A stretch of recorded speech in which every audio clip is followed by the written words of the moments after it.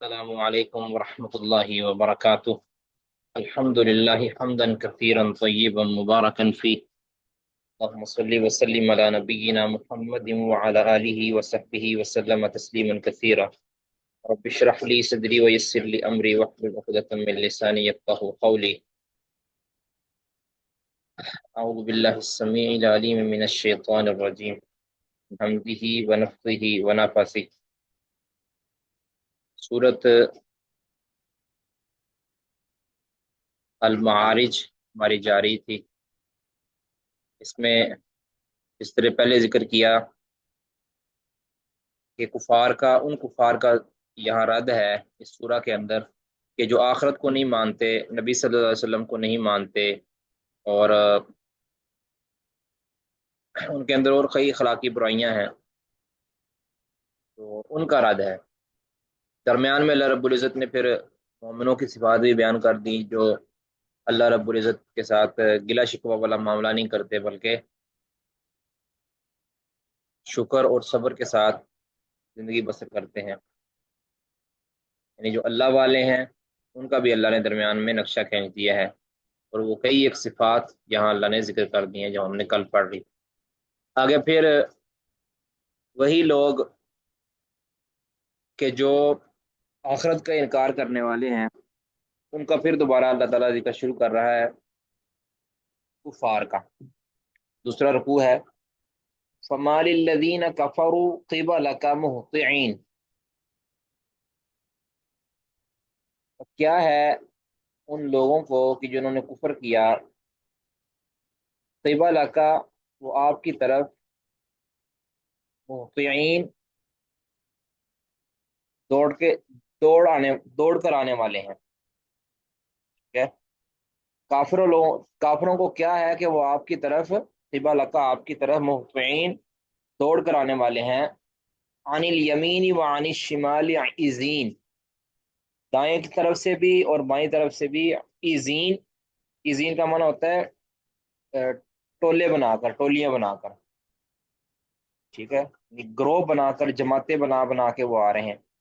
یہ اصل میں جب نبی صلی اللہ علیہ وسلم ان کو قرآن کی دعوت دیتے، حدیث کی دعوت دیتے اور قیامت کا ذکر کرتے، اللہ رب العزت کی عبادت کی طرف بلاتے، تو وہ مذاق اڑاتے ہوئے یا آپ صلی اللہ علیہ وسلم کا نعوذ باللہ تماشا بناتے ہوئے، وہ کوئی ادھر سے بھاگا آ رہا ہے، کوئی ادھر سے بھاگا آ رہا ہے، جس طرح ہوتا ہے نا کہ جب کوئی کسی کو، یعنی تماشبین بن کر نا جو ہے نا وہ آتے تھے، وہ کوئی نبی صلی اللہ علیہ وسلم سے نصیحت لینے کے لیے نہیں آتے تھے، بلکہ کہتے تھے دیکھتے ہیں نعوذ باللہ محمد کا مذاق اڑاتے ہیں، استغفر اللہ۔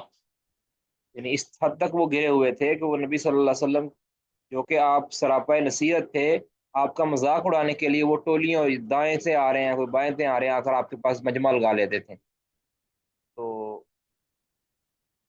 یہ ان کی اتنا خسرت بات کا ذکر کیا جا رہا ہے کہ اس حد تک وہ گرے ہوئے تھے کہ ایک تو نصیحت نہیں قبول کرتے تھے، پھر نصیحت کرنے والے کو مذاق بناتے تھے، اور آپ کی نصیحت کو نہ صرف رد کرتے تھے بلکہ اس کا تمسخر اڑاتے تھے، جو نصیحت کرنے والے کے لیے انتہائی تکلیف کی بات ہوتی تھی کہ میں اتنی اخلاص کے ساتھ ان کو دعوت دے رہا ہوں اور یہ میرے اخلاص کا مذاق اڑا رہے ہیں، تو وہ بہت تکلیف دہ ہوتی ہے چیز۔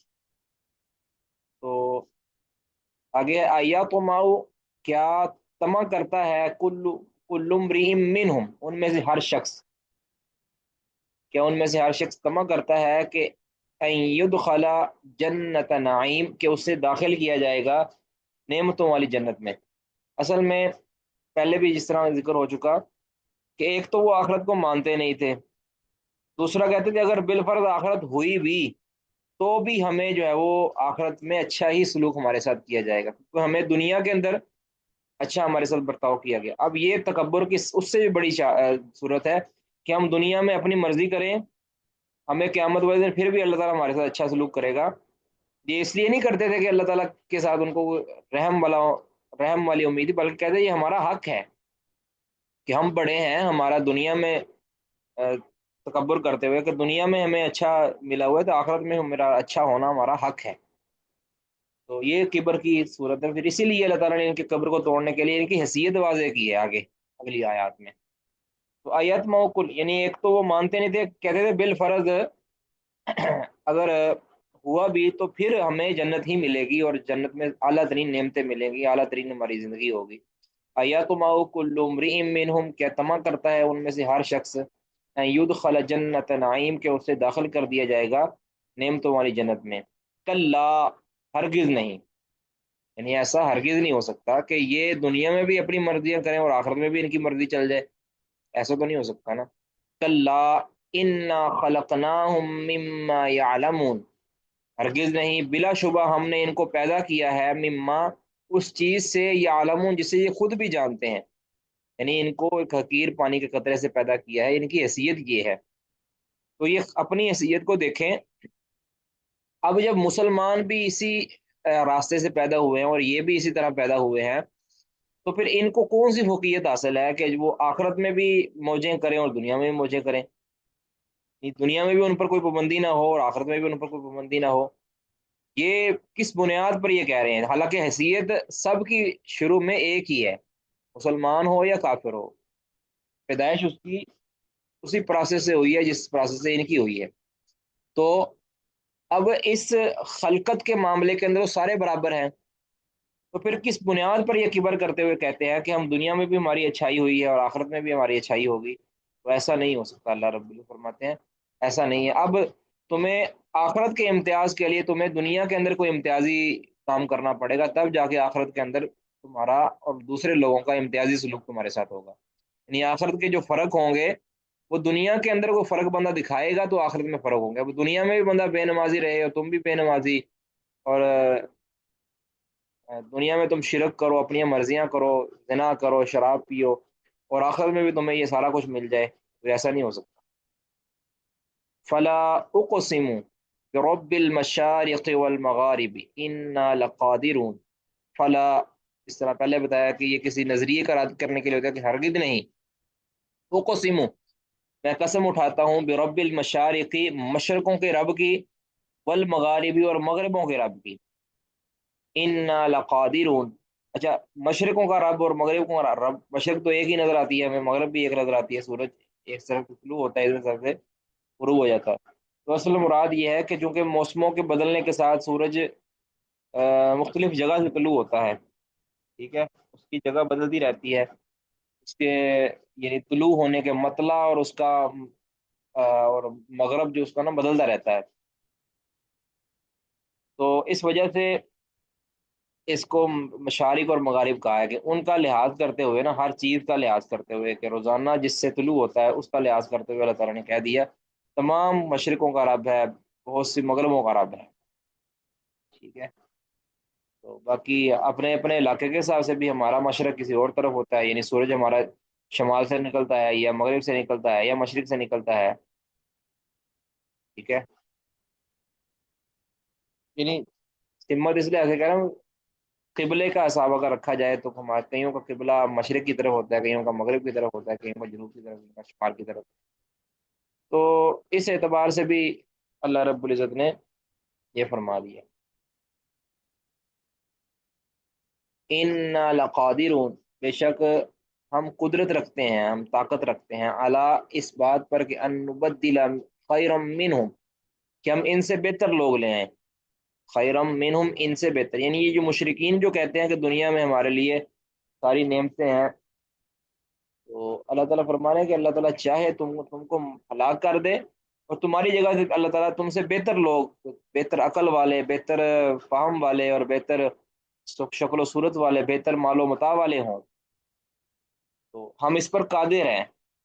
اب اس کی دلیل کیا ہے کہ ہم مشرق و مغرب کے رب ہیں، یعنی مشرق و مغرب کا رب جس کا مشرق پر بھی حکم چلتا ہے، مغرب پر بھی حکم چلتا ہے، سورج پر بھی چلتا ہے، اتنی اتنی بڑی بڑی مخلوقات پر حکم چلتا ہے، ساری کائنات پر حکم چلتا ہے۔ اب مشرقوں اور مغرب کا کہہ دیا نا جب، تو اس کے اندر شمال اور جنوب خود بخود داخل ہو گئے، ٹھیک ہے، مشرق و مغرب کہنے سے شمال و جنوب اس کے اندر خود بخود داخل ہو گئے، یعنی ایک ایریے سے دوسرے ایریے کا ذکر کر دیا نا، کہ ادھر سے بھی رب ہے اور ادھر سے بھی رب ہے، یعنی درمیان میں جو چیز ہے وہ خود بخود داخل ہو گئی۔ تو انا لقادر علی ان نبدل خیرا منہم، کہ ہم بدل دیں ان میں سے، ان سے بہتر لوگوں کو، وما نحن بمسبوقین، اور نہیں ہوں گے ہم، وما نحن، اور نہیں ہیں ہم، मसबूकीन, आजिज किए गए, यानी हमें आजिज भी नहीं कोई कर सकता, हम इस पर कुदरत रखते हैं। कोई अगर चाहे कि हम उनको ना बदल सकें तो ऐसा नहीं हो सकता। हम चाहें सारे इनको हलाक करके इनकी जगह पर नए लोग ले आए, तो हमें कोई रोकने वाला नहीं है, हम हमसे कोई आगे बढ़ने वाला नहीं है, हमें कोई मात नहीं दे सकता।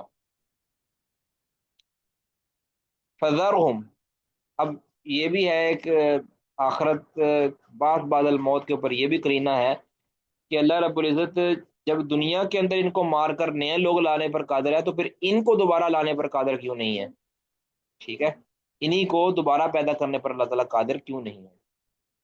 फज़रहुम, इन्हें छोड़ दें नबी, ये आपकी बात नहीं मानते, आपका तमस्कुर उड़ाते हैं, आपको ये तंग करते हैं, आपके मुतालिक चालें चलते हैं, आप इनको छोड़ दें। फज़रहुम, इनको छोड़ दें, यखूदू, ये मशगूल रहें, यखूदू, ये लगे रहें, मशगूल रहें, वयलआबू, और ये खेल तमाशा करते रहें। ये अपनी दुनिया के अंदर जो मगन है ना, अपनी मस्ती में लगे हुए हैं, इनको छोड़ दें अब इनके हाल पर। हत्ता युलाहनी, आपने, आपका काम था नसीहत करना, आपका पहुंचाना, अब आप परेशान ना हो, आप इनको बस इनके हाल पर छोड़ दें। फज़रहुम, इनको छोड़ दें, यखूदू, ये यानी मशगूल रहें, ये यानी अपनी मस्ती में मशगूल रहें, दुनियादारी में मशगूल रहें। वह यलाबू, और वो खेल तमाशा कर लें, यानी फजूलियात में अपना वक़्त सर्फ कर लें। हत्ता युलाकू, यहाँ तक कि ये मिल जाएं, यौमहुमुल्लज़ी, अपने उस दिन को, अल्लज़ी युआदून, के जिसका इनसे वादा किया है। तो यानी इनको खुद ही दिन का आकर जब वो नजर आएगा ना, इनको दिन ये महसूस होगा, तो खुद इनको पता चल जाएगा। आप इनको छोड़ दें इनके हाल पर, जब मरेंगे, मरने के बाद जब इनका दिन आएगा ना, वो तो ये सारा कुछ खुद ब खुद इन तक पहुंच जाएगा।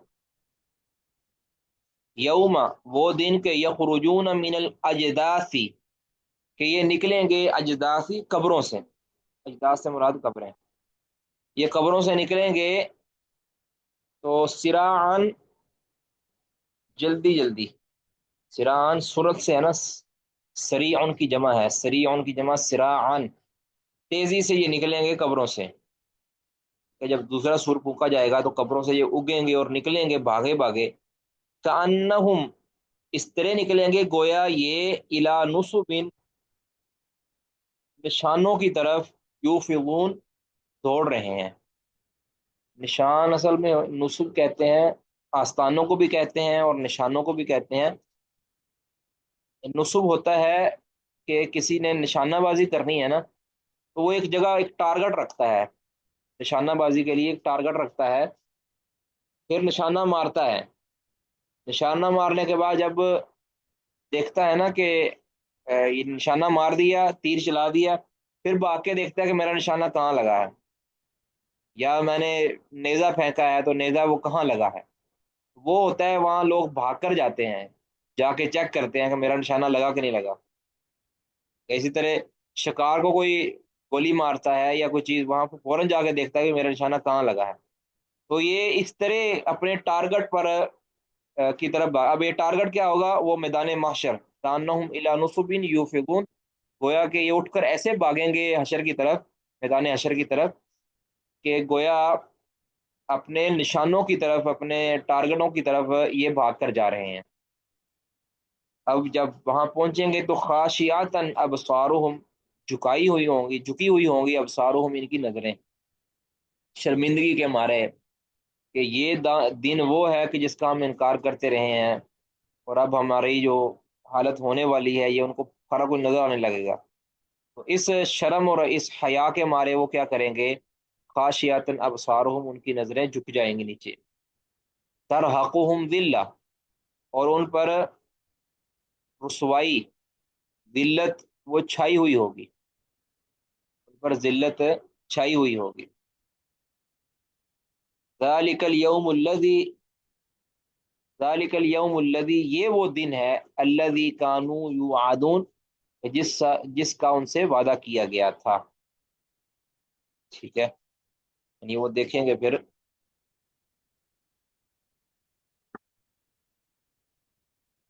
کسی کا کوئی سوال ہے جی؟ السلام علیکم وعلیکم شیخ جی محترم، یہ خاشیتن جو ہے، یہ خاشیتن یہ حال بنے گا یوفیزم سے؟ جی تو ابصارہم اس میں فائل، ہاں جی، یہ خاشیتن کا فائل ہوگا فائل جی، یہ اور فائل بنے گا۔ ترحق، اچھا ترحقہم ذلہ جو ہے یہ بھی پھر حال بن جائے گا یوفیزم سے؟ یہ بھی حال بن جائے گا جی۔ ٹھیک ہے شیخ صاحب، جزاک اللہ خیر۔ جی کسی کا اور سوال جی؟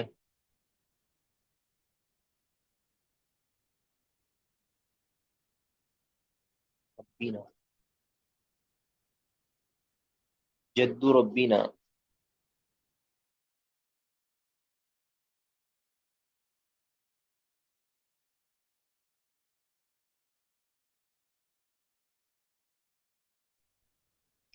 جی کسی کا کوئی سوال نہیں جی؟ اور آگے جی، سورت نوح، سیدنا نوح علیہ الصلوۃ والسلام پہلے وہ رسول ہیں کہ جو کسی مشرک قوم کی طرف یعنی بھیجے گئے۔ اس سے پہلے شرک نہیں تھا، سب سے پہلے نوح علیہ الصلوۃ والسلام کی قوم میں شرک آیا، تو اور یہ شرک آہستہ آہستہ آیا، تو اللہ رب العزت نے نوح علیہ الصلوۃ والسلام کو بھیجا، تو 950 سال انہوں نے تبلیغ کی، لیکن چند افراد مسلمان ہوئے، یعنی چند افراد عقیدہ توحید پر آئے، باقی سب نے انکار کر دیا اور ان کو جھٹلایا، تمسکر اڑایا۔ اب یہ نبی صلی اللہ علیہ وسلم کو تسلی دینے کے لیے اور کفار مکہ کو سمجھانے کے لیے یہ صورت اللہ تعالیٰ نے نازل کی ہے کہ نوح علیہ الصلوۃ والسلام، ہے نبی آپ پریشان نہ ہوں، آپ کی بات نہیں مانتے کوئی بات نہیں، نوح علیہ الصلوۃ والسلام آپ کے لیے ایک نمونے کے طور پر پیش کیے جا رہا ہے کہ انہوں نے اتنی لمبی تبلیغ کی ہے، لیکن پھر بھی ان کو چند افراد ہی ملے ہیں، بالآخر انہوں نے بد دعا کر دی آخر میں کہ اللہ یہ اب مزید ایمان لانے والے نہیں ہیں، تو اللہ تو پھر ان کو پکڑ لے۔ تو اللہ تعالیٰ نے نوح علیہ الصلوۃ والسلام کا یہ واقعہ اس لیے ریکارڈ کیا ہے تاکہ نبی صلی اللہ علیہ وسلم کو تسلی ہو جائے، تشفی ہو جائے کہ جب انہوں نے 950 سال تبلیغ کی ہے بڑی ہمت اور حوصلے کے ساتھ، تو ان کی کسی نے نہیں مانی، تو اگر یہ آپ کی نہیں مانتے تو آپ پریشان نہ ہو، آپ کے تو پھر بھی ماننے والے کئی ایک ہیں، اگر نہیں مانتے سارے تو پریشان نہ ہو۔ دوسرا یہ کہ مشرکین مکہ کو انجام دکھایا ہے کہ نوح علیہ الصلوۃ والسلام کو جھٹلانے والوں کا انجام یہ ہوا کہ اللہ نے ان کو ہلاک کر دیا اور ان کو غرق کر دیا پانی کے اندر، پوری دنیا میں سیلاب اللہ تعالیٰ نے، پھر اس کشتی کے اندر اللہ نے جو مومن تھے ان کو سوار کیا اور ان کو بچا لیا۔ تم انہی کی باقیات ہو، اے مشرکین مکہ، تم انہی کی نسل سے ہو جن کو اللہ نے سوار کیا تھا کشتی پر ایمان کی وجہ سے، تم بھی اس ایمان کی ساتھ اس ناجی کشتی کے اندر داخل ہو جاؤ تاکہ آخرت کے اندر تمہاری کوئی بخشش ہو سکے۔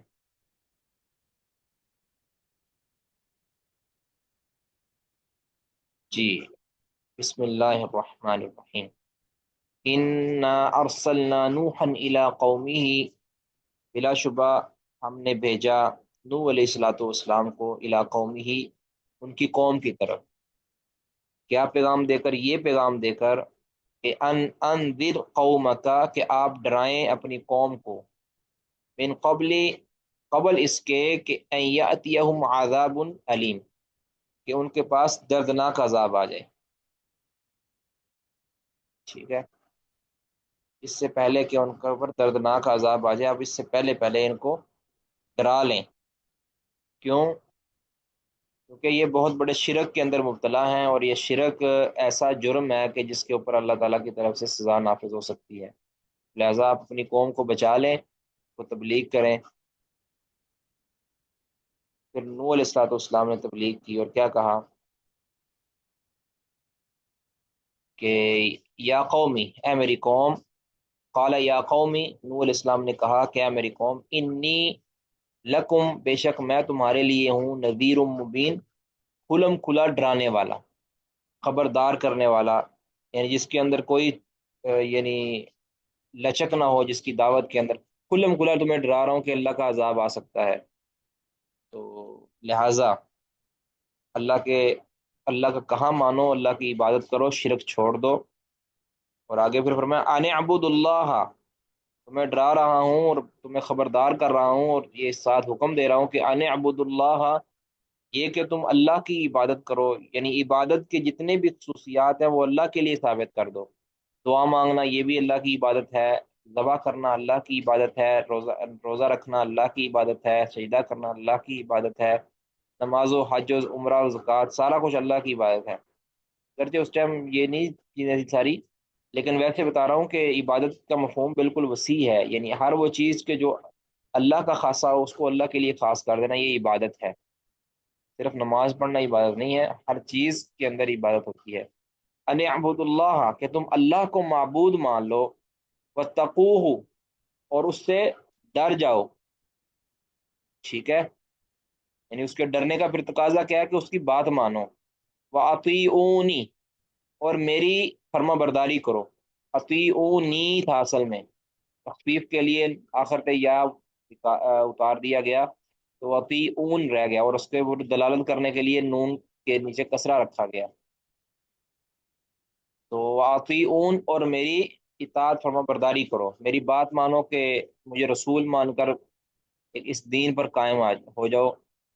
اس کا نتیجہ کیا ہوا؟ یغفر لکم، اللہ تمہیں بخش دے گا، بذنوبکم، تمہارے گناہ، جو تم نے پیچھے اللہ کی نافرمانیاں کی ہیں، ایمان لے آؤ تو اللہ تعالیٰ تمہارے گناہوں کو معاف کر دے گا۔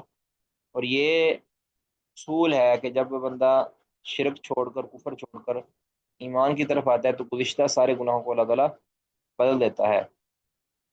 جس طرح ہے نا، سورت کس سورت کے اندر ہے پتہ نہیں، مجھے یاد نہیں کون سی سورت ہے، الا من تاب وآمن وعمل عملا صالحا، کہ جو شخص توبہ کر لیتا ہے، ایمان لے آتا ہے اور عمل صالح کرتا ہے، فاولئک یبدل اللہ سیئاتہم حسنات، اللہ تعالیٰ ان کے گناہوں کو بھی نیکیاں بنا دیتا ہے۔ یہ بھی ایک خصوصیت ہے۔ بہرحال کیا کہہ رہے تھے، اور اس طرح رسول اللہ صلی اللہ علیہ وسلم نے فرمایا، صحیح بخاری کی حدیث ہے کہ الاسلام یہدی ما کان قبلہ، اسلام لانا یہ گزشتہ سارے گناہوں کو منہدم کر دیتا ہے، اور قرآن نے کہا کہ اس کو نیکیوں میں تبدیل کر دیتا ہے۔ یہ کہہ رہے کہ یغفر لکم من ذنوبکم، تم اپنے گناہ، تمہیں اللہ تعالیٰ بخش دے گا تمہارے گناہ، ویؤخرکم، اور تمہیں مہلت دے گا، الی اجل مسمى، ایک مقررہ مدت تک، یعنی تم پر اللہ تعالیٰ اپنی عذاب کو روک لے گا، تم پر عذاب نہیں نازل کرے گا، تمہیں اجل مسمى یعنی تمہاری طبی موت جو ہوگی وہاں تک تمہیں اللہ تعالیٰ مہلت دے دے گا، ورنہ اللہ تعالیٰ تمہارے کفر کی وجہ سے تم پر عذاب بھی نازل کر سکتا ہے۔ ان اجل اللہ، باقی فرمایا کہ ان اجل اللہ اذا جاء لا یؤخر، جب اللہ کی اجل آ جاتی ہے، اللہ کی جو مقررہ وقت آ جاتا ہے تو پھر اس کو مؤخر نہیں کیا جاتا، ٹھیک ہے؟ اس کو مؤخر نہیں کیا جا سکتا، لا یستاخرون ساعۃ ولا یستقدمون، کہ نہ وہ ایک اس لمحے کو جو لمحہ موت کا لکھ دیا ہے اللہ تعالیٰ، نہ اس کے اندر تاخیر کر سکتے ہیں نہ اس میں تقدیم کر سکتے ہیں۔ ان اجل اللہ اذا جاء لا یؤخر، اللہ تعالیٰ کا مقررہ وقت جب آ جاتا ہے تو اس سے مؤخر نہیں کیا جا سکتا۔ لو کنتم تعلمون، اگر تم جان لو۔ سمجھ آگے جی؟ قال، اب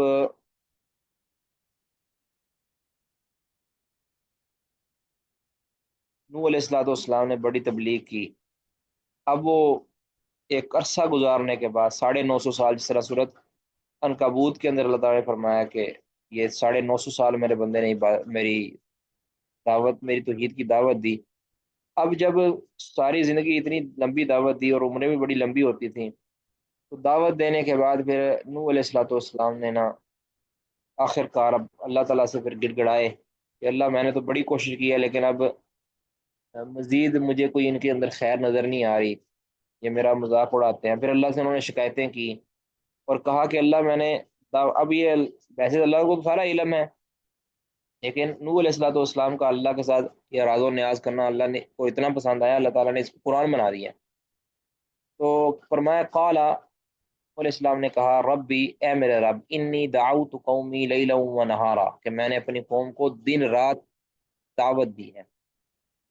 تو یہ جنرلی دن رات بھی ہو سکتا ہے کہ رات کے وقت بھی میں نے ان کو دعوت دی، یا یہ مبالغہ کے لیے ہوتا ہے کہ میں نے دن رات ایک کر دیا ان کو دعوت دینے میں، یہ محاورہ زن بھی ہو سکتا ہے۔ اسی سے بعض لوگوں نے پھر رات کے جو پروگرام ہے نا ان کا استدلال کیا کہ رات کو پروگرام جلسے جلوس یہ کرنا رات کو یہ جائز ہے، یہ بھی ایک دعوت ہے، کیونکہ نور علیہ الصلوۃ والسلام نے کہا ہے کہ اللہ میں دن رات میں نے دعوت دی ہے۔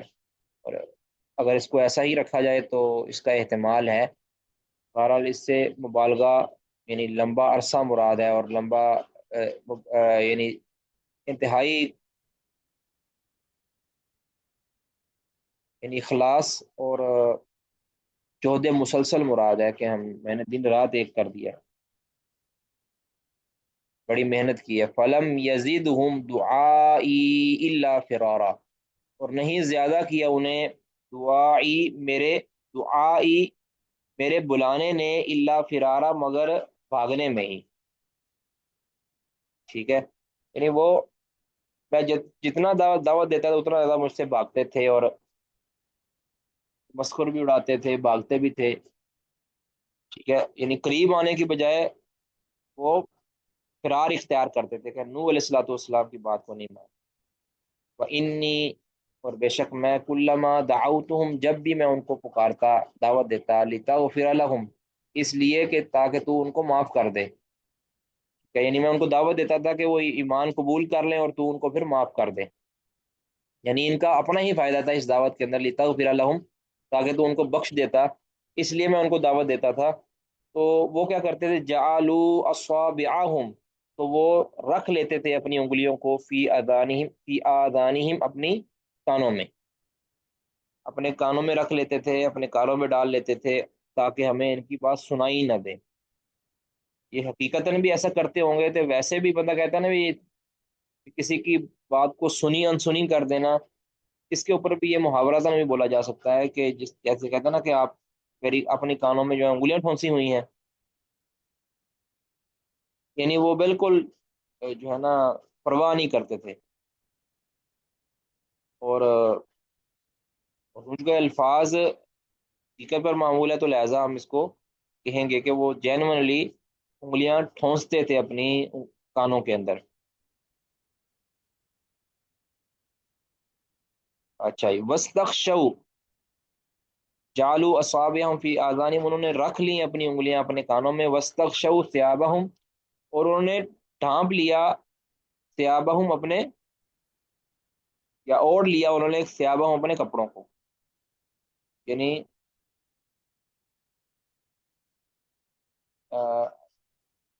یعنی جسے کہ نا پردہ کر لیا اور منہ پہ رکھ لیا، کپڑا رکھ لیا، یا کسی کا تمسخر اڑانا یا کسی کو بے حیثیت کرنے کے لیے ایسا کیا جاتا ہے۔ وَأَسَرُّوا، اور وہ وَأَسَرُّوا، اور وہ انہوں نے جناب اصرار کیا، یعنی وہ مصر رہے اپنی اسی بری حرکتوں پر، اپنے اسی کفر پر مصر رہے، یا اس کا معنی ہوتا ہے کہ چلا جانا، یعنی وہاں سے لپک جانا، بھاگ جانا، یہ بھی ہو سکتا ہے۔ وَاسْتَكْبَرُوا اسْتِكْبَارًا، اور انہوں نے تکبر کیا، تکبر کرنا، یعنی بہت بڑا انہوں نے تکبر کیا، اخیر کر دی تکبر کرنے میں۔ اس لیے میری دعوت پر، حالانکہ دعوت میں اندر انہیں کا فائدہ تھا کہ ان کے گناہ معاف ہونے تھے، لیکن انہوں اپنی ایک تو میری دعوت سنتے نہیں تھے، پھر پردہ کر لیتے تھے، ٹھیک ہے، منہ پر کپڑا رکھ لیتے تھے، اور واسرو، اور اپنے اس کفر پر اڑے رہتے تھے، اپنے اس کفر پر مصر رہتے تھے، وستکبر استکبار، اور تکبر کرتے تھے۔ ثم انی دعوتہم جہارا، پھر میں نے ان کو سر عام بھی دعوت دی ہے، اعلانیہ بھی دعوت دی ہے۔ ثم انی اعلنت لہم واسررت لہم اسرارا، پھر ان کے لیے میں نے مزید کھلے عام دعوت دی، ٹھیک ہے، تو میں انی دعوتہم جہارا، میں نے ان کو پکارا اونچی آواز سے، ان کے کانوں میں انگلیاں دی ہوئی تھی، کانوں میں انگلیاں دیتے تو میں پھر اور بھی اونچی آواز سے بلاتا تھا کہ چلے، یہ کانوں میں انگلیاں دی ہیں کہ شاید ان کو بات کو سمجھ آ جائے کہ ان کو کانوں میں پڑیں گے، لیکن میں نے ان کو آواز اونچی آواز میں دعوت دی. ثم انی اعلنت لهم، پھر میں نے ان کو یعنی کھلے عام دعوت دی.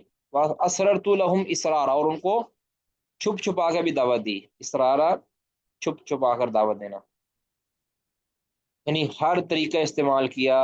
پرسنل میں بھی دعوت دی ان کو، سریعام بھی دعوت دی، مجمع کے اندر بھی دعوت دی ان کو، آوازیں اونچی اونچی آواز میں بھی دعوت دی. اور میں نے یہ کہا ان کو مزید وضاحت کے ساتھ کہا، فقلت، میں نے کہا کہ استغفروا ربکم، اپنے رب سے استغفار کر لو، انہ کان غفارا، وہ بڑا ہی بخشنے والا ہے. یعنی استغفار بمانا یعنی اب تم کفر چھوڑ کر معافی مانگ کر اللہ کی توحید کو اقرار کر لو، اللہ تعالیٰ بخشنے والا ہے، ہمارے پہلے گناہ بخش دے گا. اور اس کا فائدہ پھر تمہیں دنیا میں کے اندر اور آخرت کے اندر دونوں طرح ہوگا. یرسل السماء علیکم مدرارا، وہ تم پر برسائے گا آسمان کو، مدرارا موسلا دار. آسمان کو برسانے سے مراد کیا ہے کہ بارش برسانا، وہ تم پر موسلا دار بارش برسائے گا. ٹھیک ہے، یہ فائدہ دنیا کے اندر بھی تمہیں ہوگا کہ موسلا دار بارش تم پر آئے گی. اور آگے کیا ہے، وَيُمْدِدْكُمْ بِأَمْوَالٍ، اور تمہیں اللہ امداد کرے گا تمہاری، تمہیں مدد کرے گا اللہ تعالیٰ، بِأَمْوَالٍ، مالوں کے ساتھ، مختلف اجناس کا جو مال ہوتا ہے، بکریوں کی صورت میں، ریوڑوں کی صورت کے اندر، تو کرنسی کی صورت کے اندر، اور کھانے پینے کی صورت کے اندر جو اموال ہیں اللہ تعالیٰ تمہیں وہ دے گا، تمہاری مدد کرے گا. وہ بنین، اور بیٹوں کے ساتھ، جو بیٹے عام طور پہ ایک بہترین انسان کی متاع ہوتی ہے. وَيَجْعَلْ لَكُمْ، اور تمہارے لیے بنائے گا جنات باغات، وَيَجْعَلْ لَكُمْ انہارا، اور نکالے گا تمہارے لیے نہریں. آخرت کے اندر تمہارے لیے جنت اور جو ہے نا یہ بھی نکالے گا تمہارے لیے، نہریں نکالے گا، نہریں بنائے گا تمہارے لیے. اس کا ذکر قرآن پاک کی کئی ایک آیات کے اندر ہے. تو یہ تمہیں ملے گا کس نتیجہ کے اندر، اگر تم اللہ تعالیٰ سے استغفار کرتے ہو. یہی وجہ ہے کہ علماء بتاتے ہیں نا کہ اگر کسی کے کو مال کی قلت ہے، کوئی پریشان ہے، تو وہ استغفار کثرت کے ساتھ کرے، اپنے گناہوں کی معافی مانگے، اللہ کی طرف رجوع اور انابت کرے، تو اللہ تعالیٰ اس کو وہ نواز دے گا. کسی کو بیٹے کی ضرورت ہے تو اللہ تعالیٰ اس استغفار اللہ تعالیٰ سے وہ کثرت سے کرے، اپنی معافی مانگے، اللہ انشاءاللہ دے دے گا. کسی کو مال کی قلت ہے، بے روزگار ہے، پریشان حال ہے، تو استغفار کرے کثرت کے ساتھ. لیکن ہوتا عموماً یہ ہے کہ جو بندہ کنگال ہو جاتا ہے کبھی، یا اولاد اس کے نہیں ہوتی، تو وہ پھر اللہ سے دور بھاگتا ہے، پھر اللہ تعالیٰ پھر اس کو یعنی ڈھیل دے دیتا ہے، یا پھر اللہ تعالیٰ اس سے کنارہ کر لیتا ہے. ٹھیک ہے جی، ہر ایک مسئلے کا حل اللہ رب العزت کی ذات ہے، اسی کی طرف عنابت کرنی چاہیے. تو آگے کہتے ہیں کہ مالکم، یعنی پھر نوح علیہ الصلوۃ والسلام کو کہتے ہیں مالکم، تمہیں ہو کیا گیا ہے، لا ترجون للہ وقارا، تم نہیں اللہ تعالیٰ کے لیے امید رکھتے وقارا، وقار کی، عظمت اور رفعت کی، یعنی اللہ کے لیے کوئی عزت اور احترام کی تم کوئی امید نہیں رکھتے. ٹھیک ہے، اللہ کے لیے امید نہیں رکھتے، مطلب امید مانا عقیدہ ہے. اللہ کے متعلق تم یہ عقیدہ نہیں رکھتے عظمت کا، کہ اللہ تعالیٰ عظمت والا ہے، شان والا ہے، مقام والا ہے، تم بتوں کے پاس سامنے جا کے گرتے ہو، جبکہ اللہ رب العزت عظمت والا ہے. تم اللہ کے لیے یہ عقیدہ کیوں نہیں رکھتے، ایمان کیوں نہیں رکھتے اللہ کے لیے عظمت کا، وقار کا. جب اللہ تعالیٰ کے عظمت اور وقار کا تمہیں اعتقاد ہوگا اور اس کا خوف ہوگا، تو پھر اللہ تعالیٰ کی عبادت کی طرف آ جاؤ گے. تم رکھتے کیوں نہیں اللہ کے لیے وقار. وقد خلقکم اطوارا، حالانکہ اس نے تمہیں پیدا کیا ہے اطوارا، مختلف حالتوں میں. اطوارا اور ہے نا، یعنی ایک حالت سے دوسری حالت کے اندر. تو اللہ تعالیٰ نے وہ حالت ایک نطفے کی شکل میں تھی، پھر لوتھڑا بنا، لوتھڑے کے بعد پھر گوشت کا ٹکڑا بنا، پھر ایک ہڈی اس میں پیدا ہوئی، پھر ایک پورا انسان بن گیا، تو یہ ساری اطوارا پھر اس انسان کو اللہ تعالیٰ نے پیدا کیا مختلف پروسیس سے گزار کر. تو یہ اس نے جب کہ تمہیں اس نے پیدا کیا ہے اطوارا مختلف مرحلوں کے اندر. تو اتنی بڑی عظمت والی ذات، اس کے لیے تم عظمت کا اقرار ہی نہیں کرتے. الم تروا کیف خلق اللہ سبع سماوات طباقا، بھلا تم دیکھتے نہیں ہو کہ کیسے اللہ نے پیدا کیا ہے ساتوں آسمانوں کو طباقا، طے طے بھی طے، یعنی طباقا اس کا بھی ذکر ہو چکا ہے. طباقا کا مطلب ہوتا ہے تہوں کے ساتھ، یعنی اوپر تھلے. اللہ تعالیٰ نے تمہارے لیے ساتوں آسمانوں کو پیدا کیا ہے طے بھی طے. ٹھیک ہے. تو یہ نوح علیہ الصلوۃ والسلام نے اپنی قوم کو یعنی توجہ دلائی ہے کہ یہ غور و فکر کرو تم. آفاقی نشانی پہلے نفسی نشانی کی طرف اشارہ کیا کہ تمہیں پیدا کیا ہے، تم اپنے اندر غور کرو، اپنی پیدائش کے معاملات کو دیکھو، تمہیں اللہ کی عظمت کا اندازہ ہو جائے گا. پھر جو کونی نشانیاں تھی، جو کائنات کے اندر موجود نشانیاں تھی، تو اللہ تعالیٰ نے اس طرف جو ہے نوح علیہ السلام نے ایک توجہ دلائی کہ آسمانوں کو دیکھو بلا. 7 آسمان اتنے بڑے اللہ تعالیٰ نے اوپر نیچے جمع کر دیے، تو تم ابھی بھی تمہیں اللہ تعالیٰ کی عظمت کا اندازہ نہیں ہے. وجعل القمر فیہن نورا، اور بنایا ہے فیہن نورا، اور بنایا ہے ان میں چاند کو نورن روشن. وجعل الشمس، اور بنایا ہے سورج کو سراجا چراغ. ٹھیک ہے. چاند کو بنایا ہے نور روشنی، اور چاند اس کو بنایا ہے، سورج کو بنایا ہے چراغ. ٹھیک ہے. اب یہ جو ایک نشانیاں، یہ بھی آفاقی نشانیاں ہیں. سورج اور چاند کی پیدائش کی طرف دیکھ لو، اور سورج اور چاند کی عظمت کی طرف دیکھ لو، اور ان کو بنانے والا رب اللہ ہے. واللہ انبتکم من الارض نباتا، اور اللہ نے اگایا تمہیں زمین سے نباتا، اگانا. اللہ تعالیٰ نے اگایا زمین سے تمہیں نباتن، اگانا.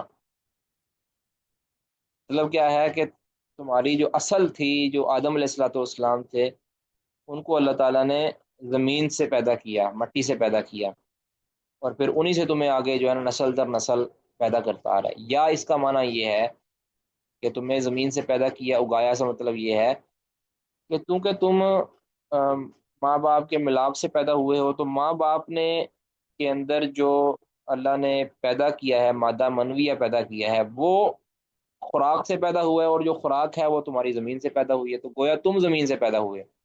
یعنی انسان کی نشو و نما ہوتی ہے، جوانی اس کو ملتی ہے، تو وہ زمین کی خوراک کھا کے پیدا ہوتا ہے. جوانی اس کو ملتی ہے، زمین کی خوراک کھاتا ہے، ایک وقت آتا ہے کہ وہ جوان ہو جاتا ہے، اور وہ پھر میاں بیوی بنتا ہے، اور میاں بیوی بننے کے بعد وہ پھر ان سے ایک بچے کی پیدائش ہوتی ہے. تو اس کی اصل کی طرف اللہ تعالیٰ نے اشارہ کر دیا کہ تمہیں اللہ نے پیدا کیا ہے، تمہیں اللہ تعالیٰ نے پیدا کیا ہے زمین سے نباتن، پیدا کرنا ایک خاص طریقے اور پروسیس کے ساتھ اللہ تعالیٰ نے تمہیں پیدا کیا ہے.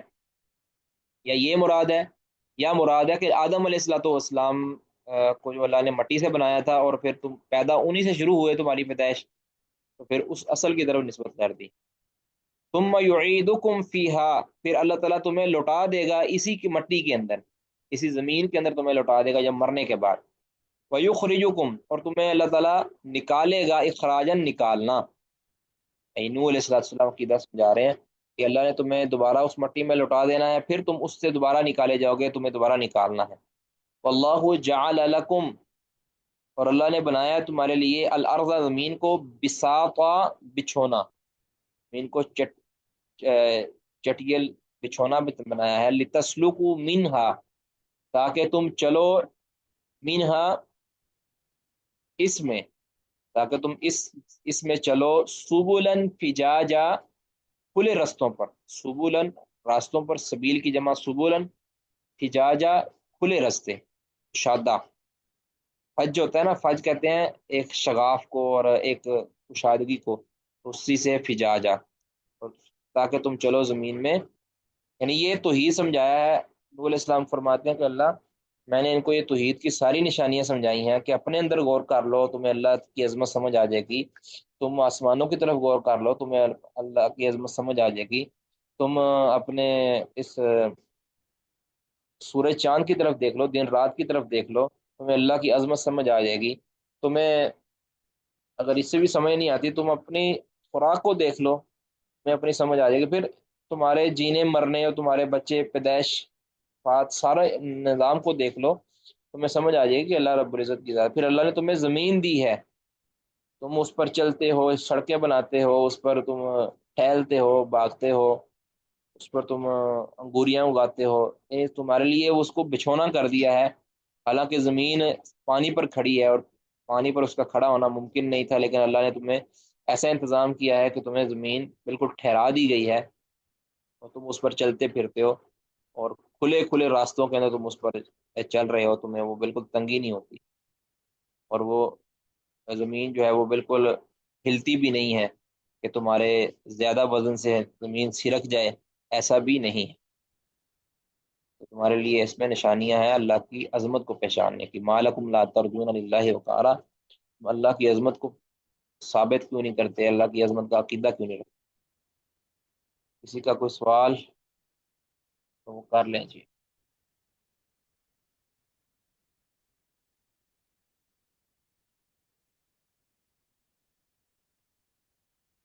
جی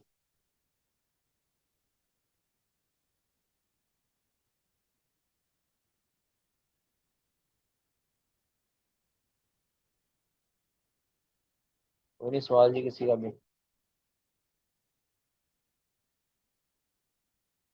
جی ٹھیک ہے جی، نہیں ہے تو پھر نہیں صحیح۔ اللہ،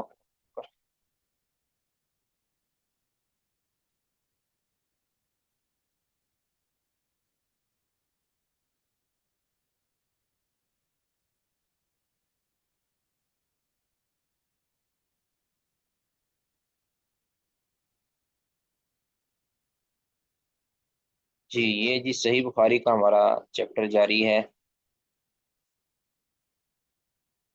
اس صحیح بخاری کے چیپٹر کے اندر کسی کو کوئی سوال ہو، کل کسی حدیث کا ترجمہ سمجھ نہ آیا ہو تو پوچھ سکتے ہیں جی۔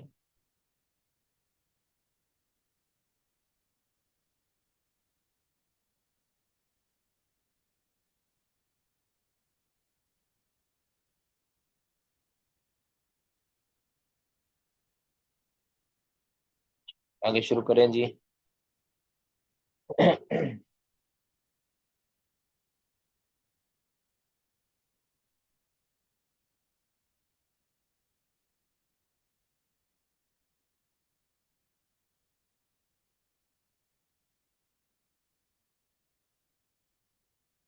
جی کون پڑھیں گے جی حدیث؟ 7294 نمبر حدیث۔ یہ حدیث ویسے پڑھ لی ہے ہم نے، لیکن دوبارہ آئی ہے، تفصیل کے ساتھ آئی ہے۔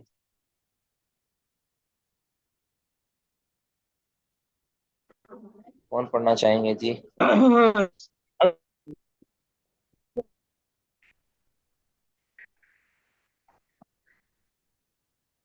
آواز نہیں آ رہی جی۔ میں پڑھوں گا۔ جی پڑھیں جی۔ آپ کی آواز نہیں آ رہی جی صحیح،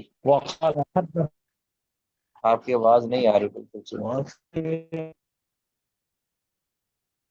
آپ کی آواز آج نہیں آ رہی، تو کوئی اور پڑھ لیں جی پھر اس کی جگہ، ان کی جگہ پہ۔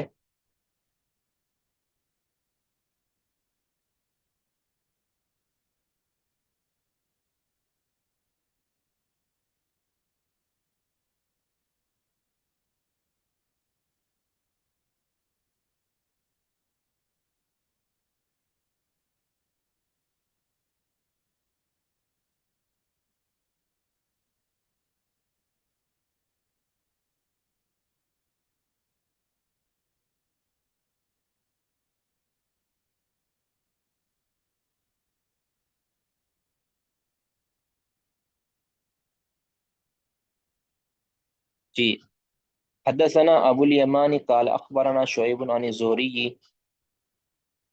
وحدثنی محمود، اب یہ سند بدل گئی، یعنی وحدثنی محمود کا مطلب ہے کہ ابو الیمان اور محمود یہ دونوں استاد ہیں امام بخاری کے۔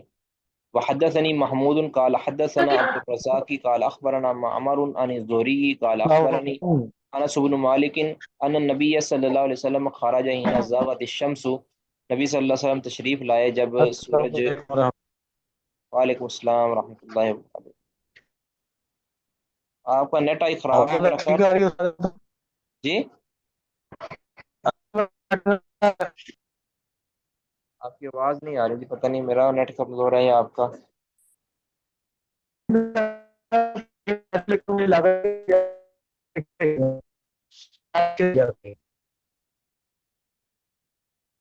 کسی اور کو سمجھ آ رہی ہے جی، یا مجھے بھی اس طرح ہی لگ رہا ہے، آپ کو بھی اس طرح ہی لگ رہا ہے؟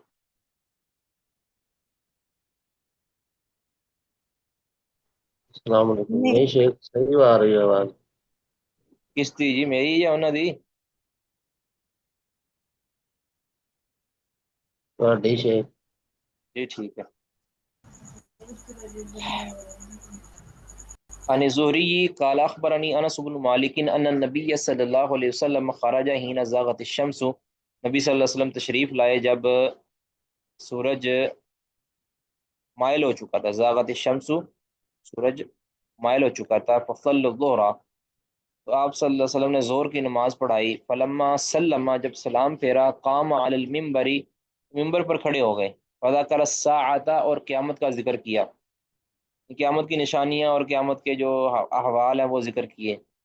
وذکر، اور آپ صلی اللہ علیہ وسلم نے ذکر کیا کہ ان بین یدیہا امورا عظاما، کہ اس قیامت سے پہلے، بین یدیہا اس قیامت سے پہلے، اموراً عظاما بڑے بڑے کوئی معاملات ہوں گے، بڑے بڑے کوئی امور ہوں گے، بڑے بڑے واقعات کوئی ہوں گے۔ ثم قال، پھر آپ نے فرمایا کہ من احب ان يسأل عن شيء، جو چاہتا ہے کہ وہ کسی چیز کے بارے میں پوچھنا چاہتا ہے، فلیسأل عنہ، تو اس سے چاہیے کہ وہ پوچھ لے، یعنی جو پوچھنا چاہتے ہو اب میں کھڑا ہوں مجھ سے پوچھ لو، فواللہ، پس اللہ کی قسم، لا تسألونی عن شیء، تم نہیں پوچھو گے مجھ سے کسی بھی چیز کے بارے میں، الا، مگر،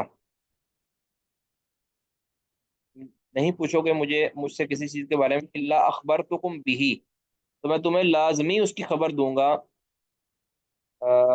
ما دمت فی مقامی ھذا، جب تک میں ہوں اپنے اس مقام پر، یعنی جہاں پہ جب کھڑا ہوں نا، جب تک، تب تک اللہ نے مجھے سارا کچھ میرے سامنے کر دیا ہے، تو مجھ سے تم پوچھ لو۔ تو یہ اللہ تعالیٰ نے معجزہ آپ صلی اللہ علیہ وسلم کو دیا تھا کہ اللہ تعالیٰ نے ایک موقع پر ہر چیز آپ کے سامنے، بڑی بڑی جو چیزیں تھیں آپ کے سامنے، جنت اور جہنم کے معاملات آپ کے سامنے کر دیے تھے۔ تو یہ تھا ایک، کہہ لیں کہ نا، تصوراتی سمجھتے ہیں۔ اب جس نے قیامت کے دن جنت میں جانا تھا یا جہنم میں جانا تھا، وہ ساری چیزیں آپ کو وہاں دکھائی گئی، تو اللہ تعالیٰ نے وہ چیز آپ کو سامنے تصویر کی صورت کے اندر آپ کے سامنے پیش کر دی۔ تو اور کہا کہ نبی صلی اللہ علیہ وسلم نے فرمایا کہ جب تک میں اس مقام پر ہوں، یعنی اس جگہ پہ کھڑا ہوں، تب تک مجھ سے جو پوچھنا چاہتے ہو پوچھو، میں تم کو اس کی خبر دوں گا۔ قال انس، انس کہتے ہیں، فاکثر الناس البکاء، نبی صلی اللہ علیہ وسلم کی یہ بات سن کے بہت سے لوگ رونے لگ گئے۔ صحیح مسلم کے اندر ہے کہ انہوں نے اپنا جو نا، یعنی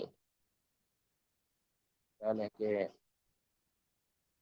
اپنے رومالوں کے اندر یا اپنے کپڑوں کے اندر منہ رکھ رکھ کے جو ہے نا وہ رونے لگے، تاکہ ان کا آواز باہر نہ جائے، یہ بس رونے لگے نبی صلی اللہ علیہ وسلم کے، یعنی یہ انداز دیکھ کر، قیامت کے احوال سن کر، قیامت کے امور سن کر، فتنوں کے بارے میں سن کر وہ رونے لگ گئے۔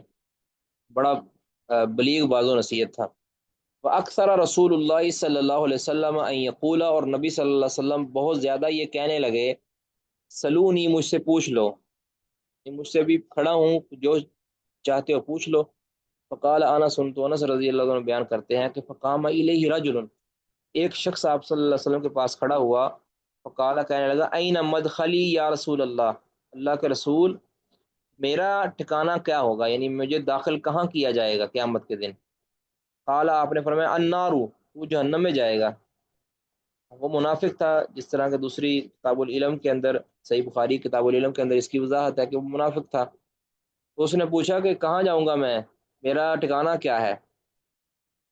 مدخلی ہے نا اصل میں، ظرف آپ جانتے ہی ہیں، تو میرا ٹھکانہ کہاں ہے؟ تو آپ نے فرمایا کہ آگ ہے، مجھے نظر آ رہا تھا وہ۔ فقال عبداللہ ابن حذافہ تھا، عبداللہ بن حذافہ رضی اللہ تعالیٰ عنہ کہتے ہیں کہ فقال، کھڑے ہوئے، فقام عبداللہ بن حذافہ، عبداللہ بن حذافہ کھڑے ہوئے، فقال انہوں نے کہا کہ من ابی یا رسول اللہ، اللہ کے رسول میرا باپ کون ہے، یعنی میرا حقیقی باپ کون ہے؟ کالا، تو آپ صلی اللہ علیہ وسلم نے فرمایا کہ ابو کا حذافہ، تمہارا باپ کون ہے؟ حذافہ۔ اب یہ جو مسئلے سوال پوچھے جا رہے تھے نا اس طرح کے، یہ سوال کوئی اچھے سوال نہیں تھے، کوئی یعنی فائدے مند سوال نہیں تھے کہ میرا ٹھکانہ کیا ہوگا، میرا یہ کیا ہوگا میرا۔ اب یہ سوال ایسے تھے کہ اگر ان کے متعلق بتا تو دیتے رسول اللہ صلی اللہ علیہ وسلم کے وہاں کھڑے تھے، ایسے سوال اگر کو پوچھے جائیں اور انسان کے معاملے کے خلاف گواہی دے دی جائے، سوال کا جواب دیا جائے، تو انسان کا پھر رسوا ہو جائے گا اور وہ ان سے یہ تکلیف دہ ہوگا۔ جس طرح اگر حذافہ رضی اللہ تعالیٰ کے یعنی عبداللہ بن حذافہ کے والد کا نام حذافہ ہی تھا، لیکن لوگوں کی طرف سے ان کو شک میں ڈالا گیا تھا کہ تمہارا باپ تو یہ نہیں ہے۔ اب اگر بالفرض اب عبداللہ کا ایک تو پردہ پڑا ہوا تھا، اگر بالفرض ان کا والد حذافہ نہ نکلتا، کہ والد حذیفہ نہ نکلتے، تو پھر ان کی والدہ کے اوپر یہ تہمت جاتی اور رسوائی ہوتی کہ یہ تو حرام کی اولاد ہے، رسوائی ہوتی نا۔ تو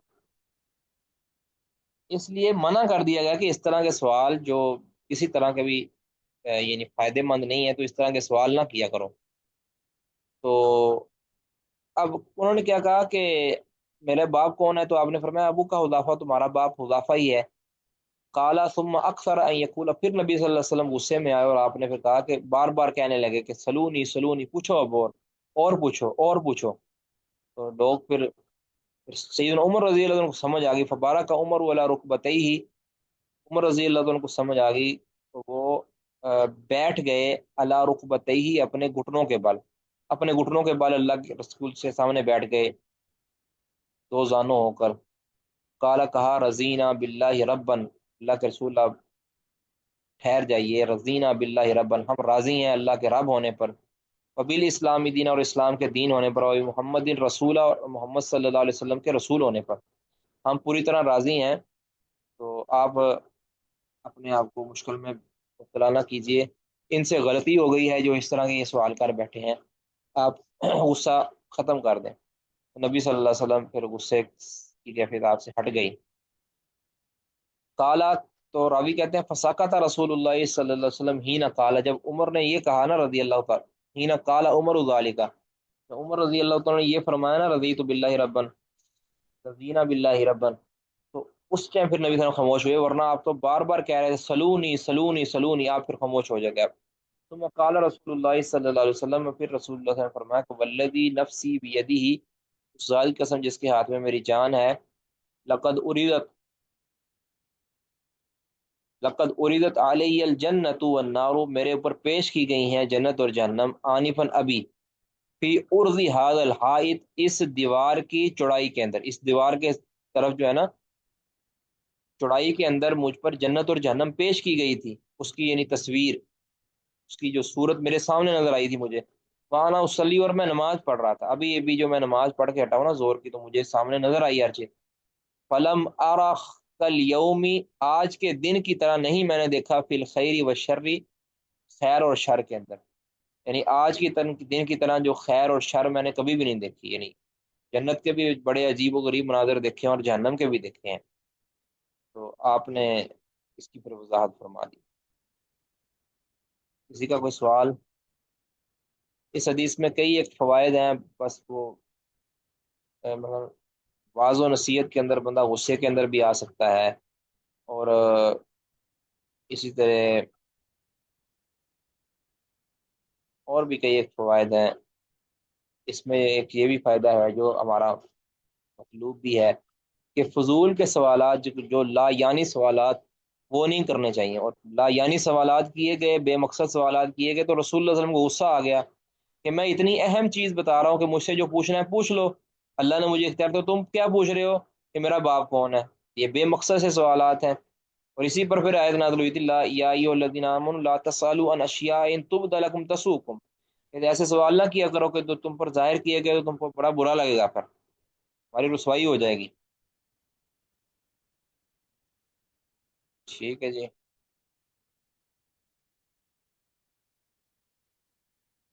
حدثنا محمد بن عبد الرحیم قال اخبرنا روح بن عبادة قال حدثنا شعبة قال اخبرني موسى بن انس قال سمعت انس بن مالک قال قال رجل یا نبی اللہ من ابی، وہی حدیث کا ٹکڑا ہے چھوٹا، کہ ایک شخص نے کہا کہ اللہ کے نبی میرا باپ کون ہے؟ قال ابو کا فلان، آپ کا باپ فلاں ہے۔ فنزلت یا ایھا الذین آمنوا لا تسألوا عن اشیاء۔ ٹھیک ہے جی۔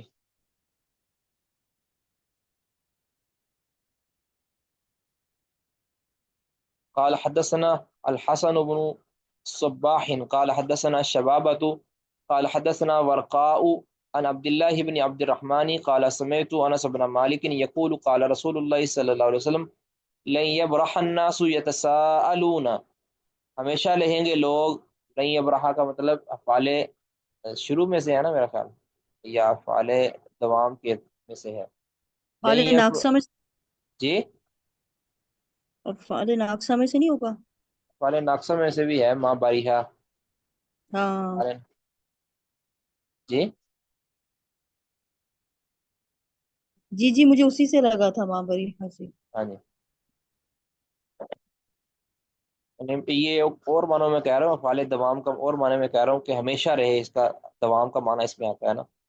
لن یبرح الناس، اس طرح ما زالہ ہے نا، یہ اس میں دوام کا معنی پایا جاتا ہے، اس طرح ما باریہا کا مطلب بھی دوام ہی ہوتا ہے۔ لن یبرح الناس یتساءلون، مسلسل رہیں گے لوگ سوال کرتے ایک دوسرے سے، یعنی پوچھیں گے بھی یہ کیا ہے، یہ کیا ہے، یعنی ایسے ہی بیٹھے ہیں اور سوال شروع کر دیے، یہ ایسا کیوں ہوتا ہے، ایسا کیوں ہوتا ہے۔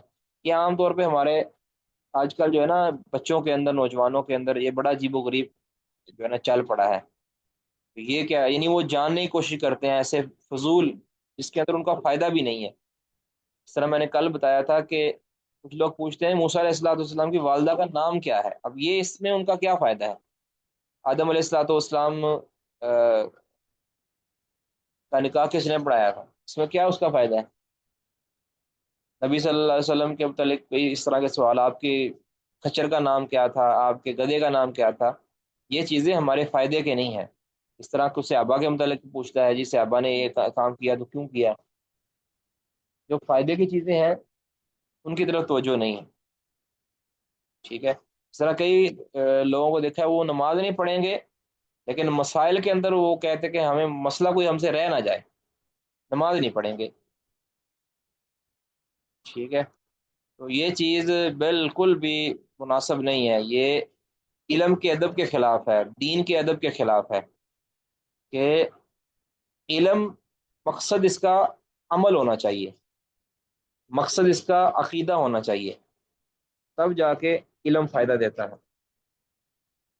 بہرحال آپ نے فرمایا کہ لن یبرح الناس یتساءلون، کہ لوگ مسلسل ایک دوسرے سے پوچھتے رہیں گے، سوال کرتے رہیں گے، ایسا کیوں ہے، ایسا کیوں ہے، حتی یقولوا، یہاں تک کہ وہ اس حد تک پہنچ جائیں گے، یعنی اس قدر حد تک جری ہو جائیں گے کہ ھذا اللہ خالق کل شیء، کہیں گے کہ یہ اللہ تو ہر چیز کا خالق ہے، فمن خلق اللہ، پھر اللہ کس کا، اللہ کا خالق کون ہے، اللہ کو کس نے پیدا کیا؟ یعنی یہ قدر خطرناک سوال ہے۔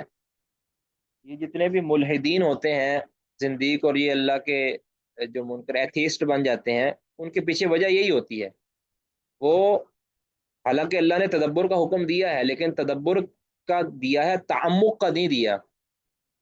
چیز ہوتی ہے تعمق، اور چیز ہوتی ہے تدبر، ہوتی ہے کہ اللہ نے جو بتایا ہے اس کے اوپر غور کرنا، اور تعمق ہوتی ہے جو اللہ نے نہیں بتایا اس کو جاننے کی کوشش کرنا۔ تو تعمق اور تدبر کے اندر یہ فرق ہے، جو اللہ نے بتایا ہے اس سے نصیحت پکڑنا، اللہ کی وحدانیت کے اوپر استدلال کرنا یہ تو تدبر ہے، یہ فائدہ دیتا ہے انسان کو، یہ اللہ کے اور قریب کرتا ہے۔ لیکن تعمق کائنات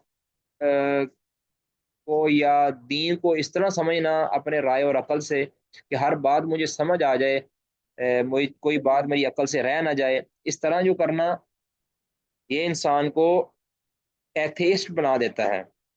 وہ ہر چیز کے پھر ریزن ڈھونڈنے کی کوشش کرتا ہے، جب ان کو ریزن ملتی نہیں ہے یا ریزن اللہ نے بتائی نہیں ہوتی یا اس کو کوئی اچھا عالم نہیں ملا ہوتا، تو پھر وہ باغی ہو جاتا ہے، اور پھر وہ اللہ تعالیٰ پر سوال داغ دیتا ہے کہ اللہ نے ایسا کیا تو کیوں کیا جی، اللہ نے سب کو امیر کیوں نہیں کر دیا۔ یہ اس کے الگ ان چیزوں کے جوابات ہوتے ہیں، لیکن اس کو یا جواب ملتے نہیں ہیں یا اس کی جو عقل ہے وہ ماری جاتی ہے، اور وہ پھر خرابی کی طرف چلا جاتا ہے۔ تو بتایا یہ اس میں مقصود یہ ہے کہ ایسے سوالوں کی طرف نہیں جانا چاہیے جو انسان کو اس حد تک لے جائیں کہ اللہ رب العزت پر ہی بندہ سوال اٹھانے لگ جائے۔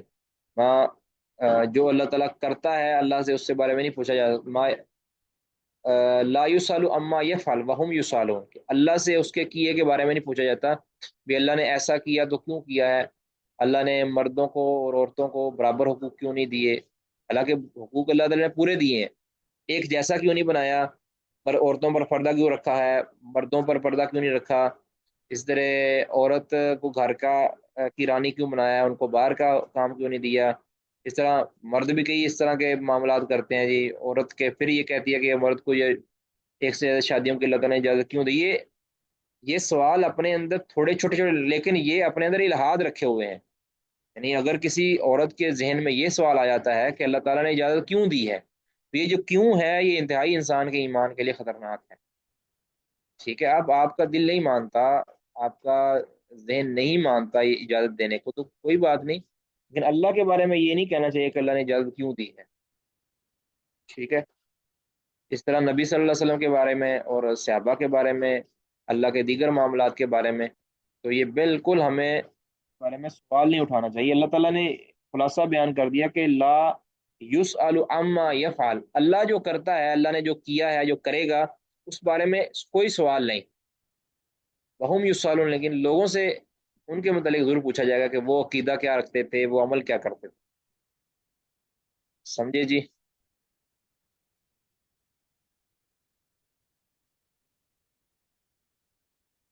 حدثنا محمد بن عبید بن میمون قال حدثنا عيسى بن يونس عن الأعمش عن إبراهيم عن علقمة عن ابن مسعود قال كنت مع النبي صلی اللہ علیہ وسلم في حرث بالمدینة، مدینہ کے ایک کھیت کے اندر میں نبی صلی اللہ علیہ وسلم کے ساتھ تھا، وهو يتوكأ على عصيب، اور نبی صلی اللہ علیہ وسلم ٹیک لگائے ہوئے تھے، على عصيب،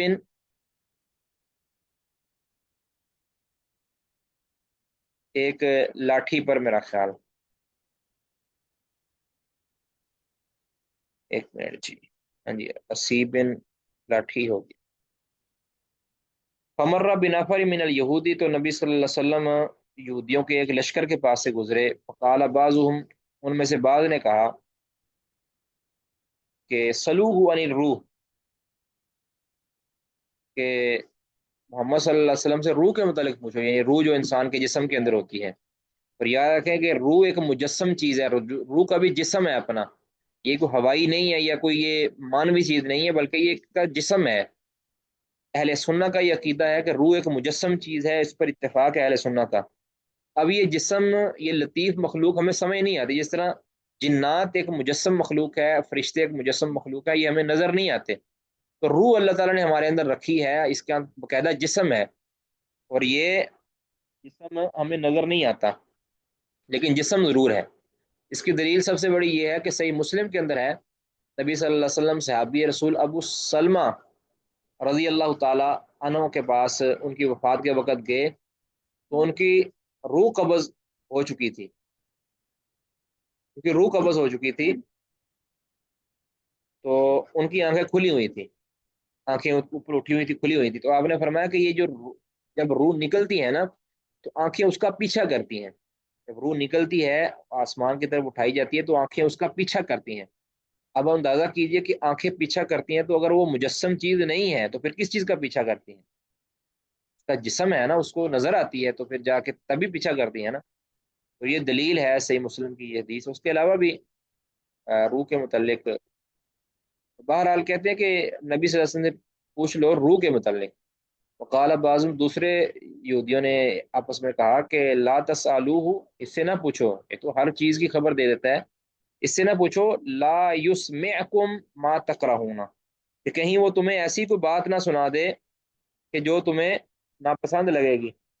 یعنی تمہارا جو مقصد ہے نبی صلی اللہ علیہ وسلم کو لاجواب کرنے کا یا آپ کو تنگ کرنے کا، وہ مقصد پورا نہ ہو اور پھر تمہیں تنگی ہو جائے اور تمہیں کوئی ایسا جواب مل جائے.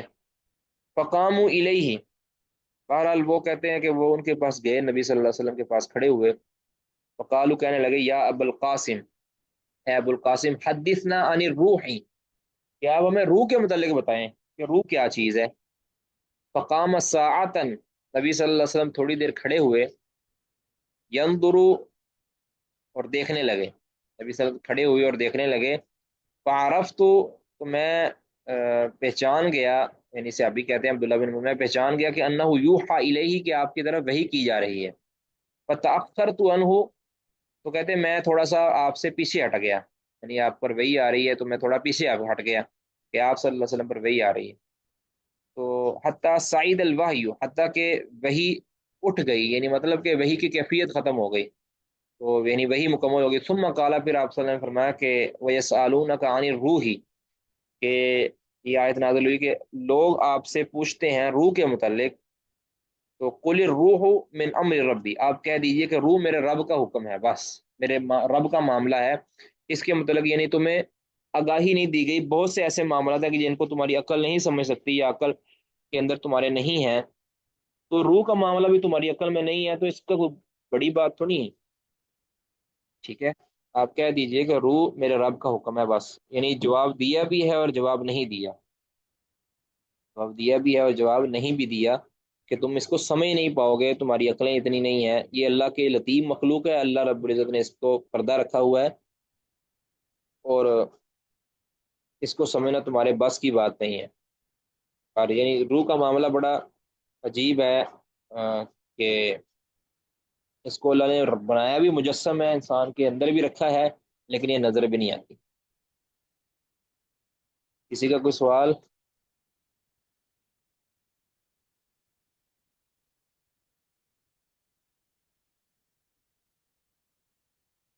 اچھا جی، یہ 2 منٹ کا وقفہ جی، 2-3 منٹ کا انشاءاللہ. اتنی دیر میں کوئی بات؟ جی، بسم اللہ الرحمن الرحیم.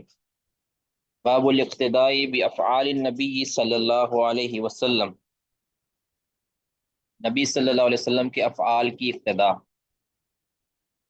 بعض لوگ افراط و تفرید کا شکار ہیں، بعض کہتے ہیں کہ نبی صلی اللہ علیہ وسلم کے افعال ہمارے لیے حجت ہی نہیں ہیں. بعض کہتے ہیں کہ نبی صلی اللہ علیہ وسلم نے جو کیا ہے، جو بھی کیا ہے، آپ صلی اللہ علیہ وسلم کی وہ بات ماننا ہمارے لیے واجب اور ضروری ہے، آپ کی وہ عمل کرنا، آپ کا وہ عمل ہمارے لیے واجب اور ضروری ہے. یاد رکھیں کہ نبی صلی اللہ علیہ وسلم کے افعال، اس کی مختلف صورتیں ہیں، اس کے مختلف احوال ہیں. 4 5 6 قسمیں ہیں نبی صلی اللہ علیہ وسلم کے افعال کی، ہر ایک کا حکم الگ الگ ہے. جیسے نبی صلی اللہ علیہ وسلم نے، پہلا ہے کہ نبی صلی اللہ علیہ وسلم نے کوئی کام کیا ہے اپنی فطرت کے مطابق، یعنی جبلت. جیسے آپ نے کوئی کھایا، جب آپ کو بھوک لگی آپ نے کھا لیا، جب آپ کو پیاس لگی آپ نے پی لیا، جب آپ کو نیند آئی آپ سو گئے. تو یہ جو افعال ہے، اس کے اندر آپ صلی اللہ علیہ وسلم کا اتباع نہیں ہے. ٹھیک ہے، یہ تو طبی کام ہے نا، طبی کام کے اندر آپ کا اتباع ضروری نہیں ہے. یعنی اتباع نہیں کا مطلب کہ اتباع مقصود نہیں ہے، یہ تو طبیعت کا کام ہے نا. طبی ہے کہ آپ نے کھایا، آپ نے پیا، آپ سوئے، یہ طبعاً ہے. تو اگر کوئی کہے کہ میں جناب نبی صلی اللہ علیہ وسلم سوئے ہیں تو لہٰذا میں بھی سو جاؤں، یعنی صحابی کو کہے، ایسا نہیں. یعنی آپ صلی اللہ علیہ وسلم نے یہ جو کیا ہے یہ طبعاً کیا ہے. ٹھیک ہے.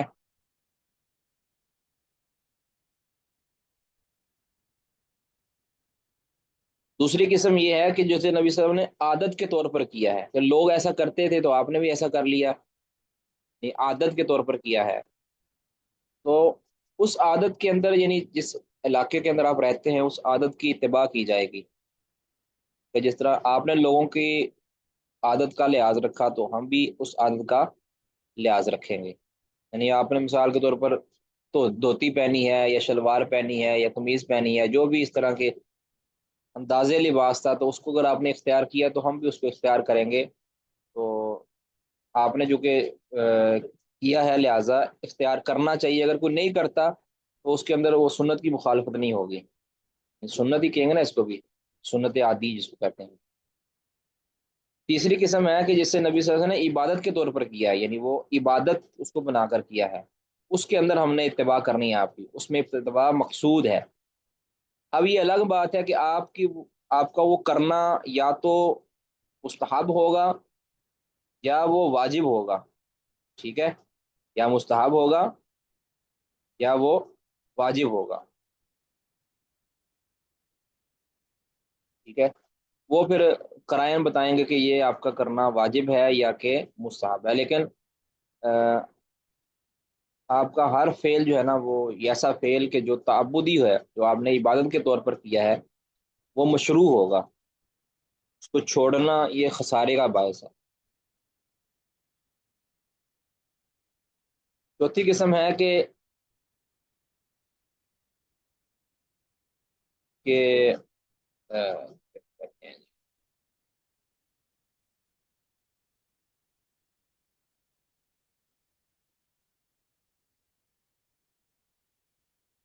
جسے اللہ تعالیٰ جسے نبی صلی اللہ علیہ وسلم نے اللہ کا حکم مانتے ہوئے کیا ہے. ایک ہے عبادت کے طور پر کیا، دوسرا ہے کہ اللہ نے ایک حکم دیا تھا اور آپ نے وہ حکم پر عمل کیا ہے. ٹھیک ہے، اللہ نے حکم دیا آپ ایسا کرو تو آپ سزا ایسا کر کے دکھایا. تو اب یہ جو ہے یہ کام، ایسا کام کرنا جو آپ نے کر کے دکھایا ہے اللہ کے حکم کے تعمیل کرتے ہوئے، تو یہ واجب ہے اس کے اوپر عمل کرنا. ٹھیک ہے، اس پر عمل کرنا واجب ہے. یعنی اللہ کے واجبی حکم کو پرفارم کر کے دکھانا وہ بھی واجب ہی ہوگا. ٹھیک ہے جی، یہ ایک قاعدہ ہے.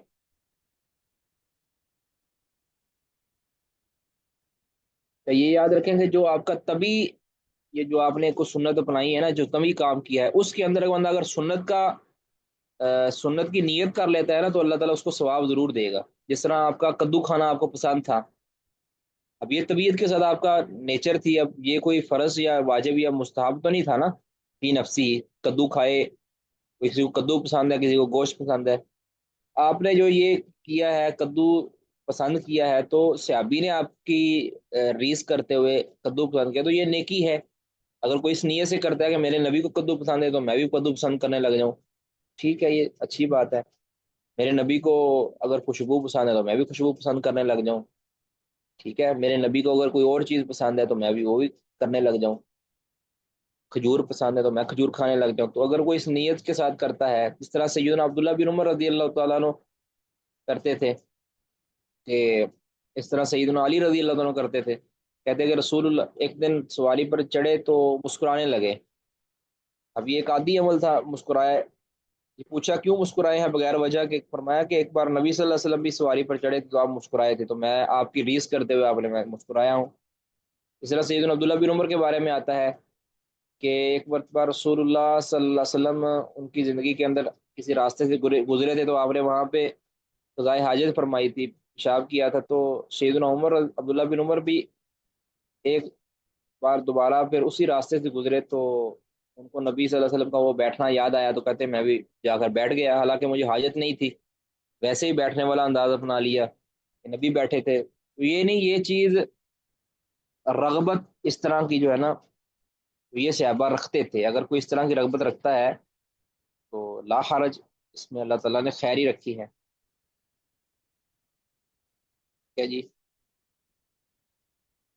امام بخاری رد کر رہے ہیں ان پر کہ جو یہ کہتے ہیں کہ نبی صلی اللہ علیہ وسلم کے افعال کی قدر نہیں کی جائے. تو آگے جی حدیث ہے جی، حدثنا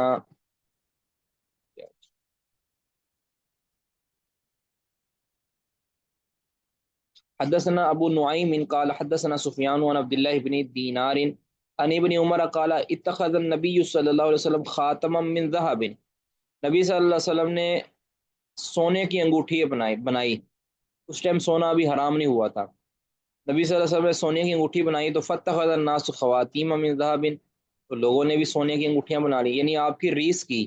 اب اس جگہ پہ آپ صلی اللہ علیہ وسلم کی ریس کرنا یہ ضروری نہیں تھا، یہ آپ کی اپنی طبی اور عادی تھی، آپ کی اپنی خواہش تھی، جیسے بندہ کہتا ہے میں گھڑی پہن لوں یا یہ کر لوں، تو نبی صلی اللہ علیہ وسلم نے انگوٹھی بنائی تو لوگوں نے بھی انگوٹھی بنا لی، آپ کی ریس کرتے۔ اب یہ ہے مستحب طریقہ، یعنی نبی صلی اللہ علیہ وسلم کے فعل کو اپنے فعل کے ساتھ ملا لینا، آپ صلی اللہ علیہ وسلم کے فعل کی اقتداء کرنا، یہ ہے اس نیت کے ساتھ کہ نبی کا فعل ہے تو لہذا میں آپ کی محبت کے اندر کروں، تو کیونکہ محبوب کی ریس کی جاتی ہے، محبوب کی، تو محبوب کی ریس، نبی صلی اللہ علیہ وسلم سب سے بڑے محبوب ہیں ہمارے، تو ان کی ریس کرنی چاہیے ہر معاملے کے اندر، تو اس میں خیر ہے ہر لحاظ سے انشاءاللہ۔ تو لوگوں نے بھی انگوٹھی بنا لی، فقال النبی صلی اللہ علیہ وسلم، نبی صلی اللہ علیہ وسلم نے فرمایا کہ انی اتخذت، میں نے بنائی ہے خاتم من ذهب، سونے کی انگوٹھی، فنبذہ، اب فنبذہ، پھر نبی صلی اللہ علیہ وسلم نے اس کو پھینک دیا، یعنی مراد اتار دیا انگوٹھی کو، کیونکہ وہ سونا حرام ہو چکا تھا مرد کے لیے پھر۔ وقال، اور فرمایا انی لن البسہ ابدا، میں اس کو ہرگز نہیں پہنوں گا، یہ انگوٹھی چونکہ سونے کی ہے، اب اس کو سونا ہمارے لیے حلال نہیں ہے، تو میں اس کو ہرگز نہیں پہنوں گا۔ فنبذ الناس خواتیمہم، تو لوگوں نے بھی اس انگوٹھی کو اتار دیا، اپنی انگوٹھیوں کو لوگوں نے بھی اتار دیا۔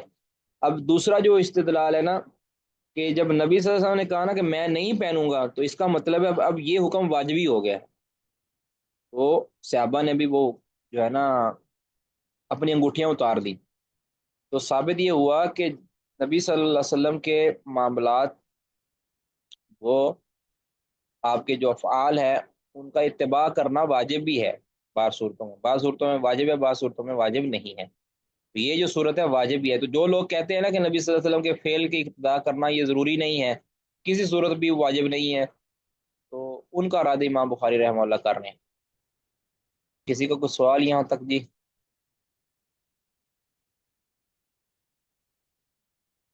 بابو ما یکرہ من التعمق والتنازع فی العلم،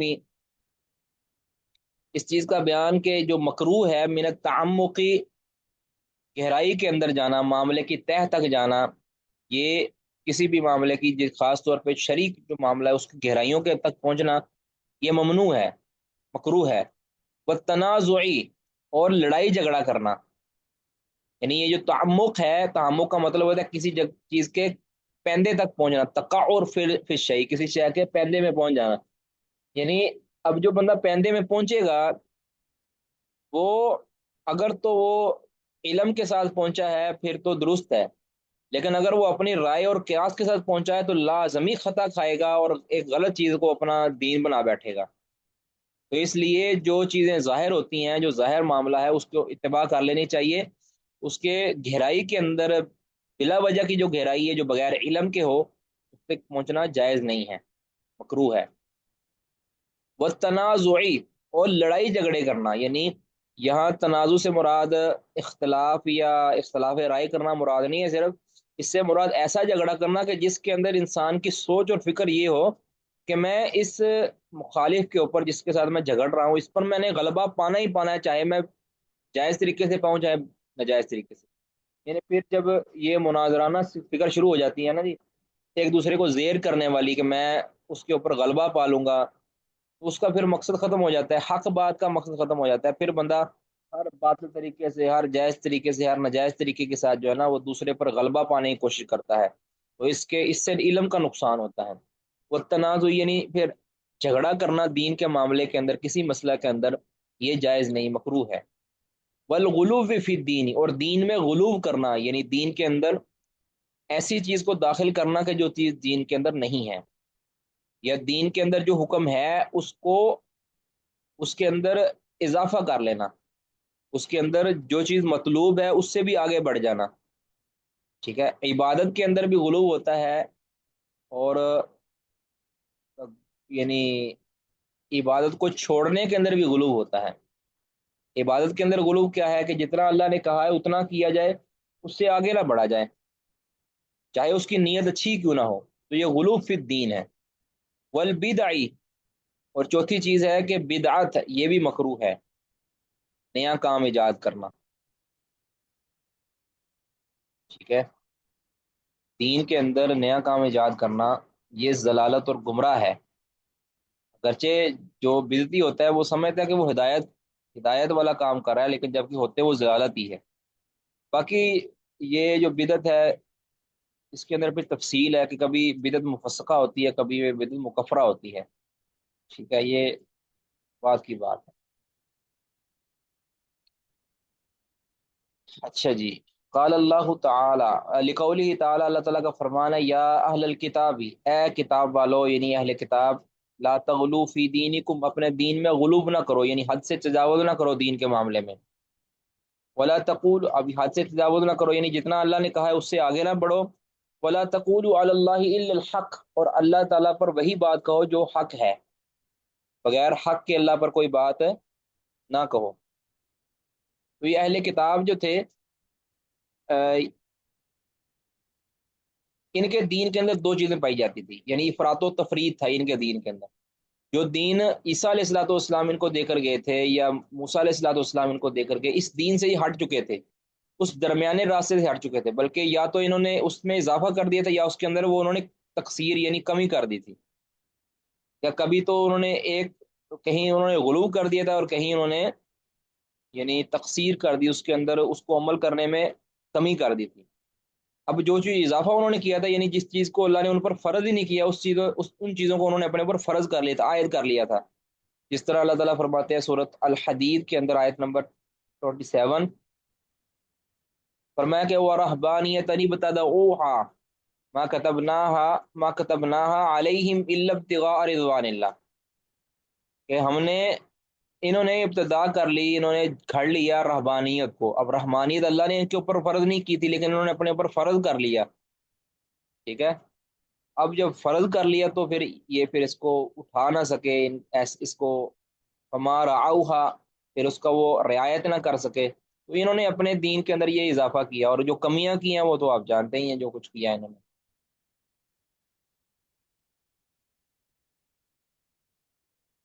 تو یہ اصل ہے بدعت، ہر بدعت کے اندر، بدعت ہو یا جو بھی چیز ہو، یہ اپنے اندر ایک غلوب کا معاملہ ہوتا ہے، یعنی اگر تعمق ہے تو تعمق بھی ایک طرح کا غلوب ہے، اگر تنازع ہے تو یہ بھی غلوب ہے، یعنی جتنا جو حد دی ہے نا اسلام نے، اس حد سے بڑھ جانا یا گھٹ جانا۔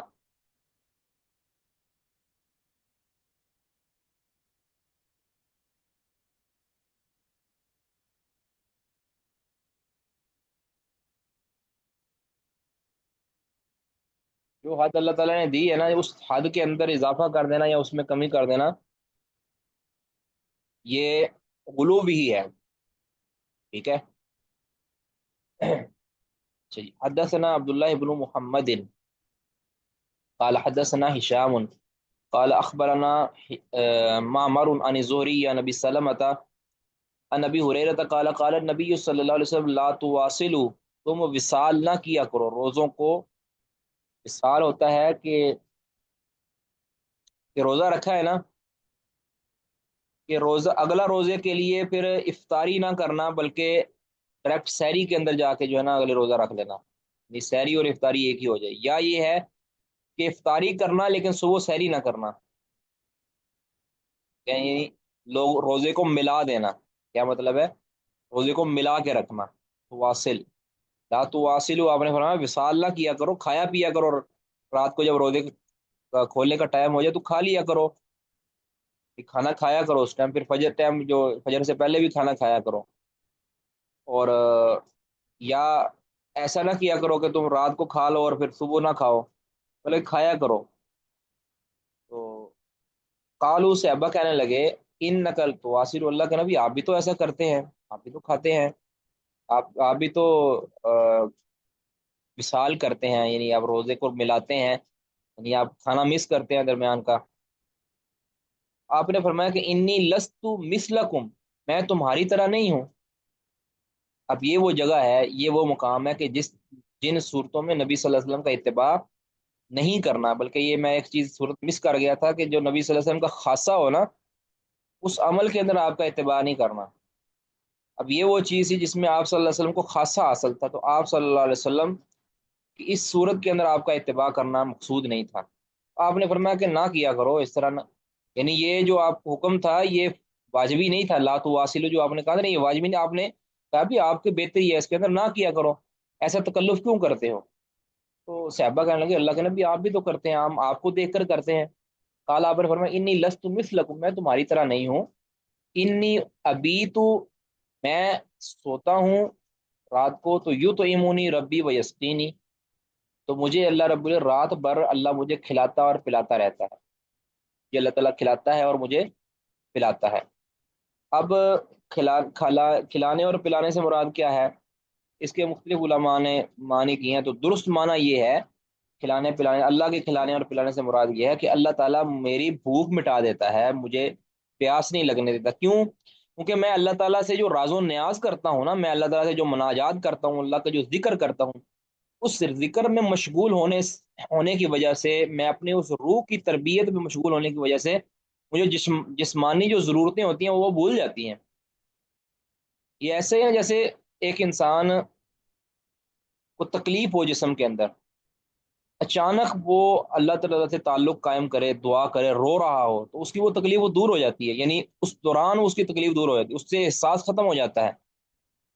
تو اسی طرح رسول اللہ صلی اللہ علیہ وسلم نے فرمایا کہ میں ایسی مناجات اللہ تعالیٰ سے کرتا ہوں، میرا اللہ تعالیٰ سے کے ساتھ ایسا تعلق ہے، ایسا رابطہ ہے، ایسا اللہ کا میں ذکر کرتا ہوں کہ مجھے ضرورت ہی نہیں رہتی ہے کھانے پینے کی دنیا چیزوں کی۔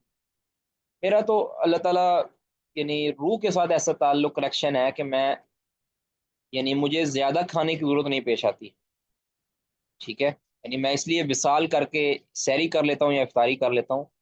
تو اب یہ نبی صلی اللہ علیہ وسلم کا یہ خاصہ تھا کہ آپ صلی اللہ علیہ وسلم اس درجہ پر پہنچے ہوئے تھے کہ جس درجہ کو کہتے ہیں کہ آپ مناجات کے اس درجہ کو پہنچے ہوئے۔ اب صحابہ کو تو درجہ وہ حاصل نہیں تھا جو نبی صلی اللہ علیہ وسلم کو حاصل تھا، تو آپ نے فرمایا کہ ایسا نہ کیا کرو، اپنے اوپر مشقت نہ کرو، تم میری شوق کے اندر، میری ریس کے اندر تم ایسا کرتے ہو، ایسا نہ کرو، کھایا پیا کرو۔ انہوں نے کہا اللہ کے نبی ہم تو آپ کے شوق میں کرتے ہیں، آپ کی کوئی سنت ہم سے رہ نہ جائے، اب ہمیں ایسا نہ کیا کرو، مجھے تو اللہ تعالیٰ کھلا پلا دیتا ہے۔ فلم ینتہو عن الوصال، لیکن صحابہ نہ رکے وصال سے۔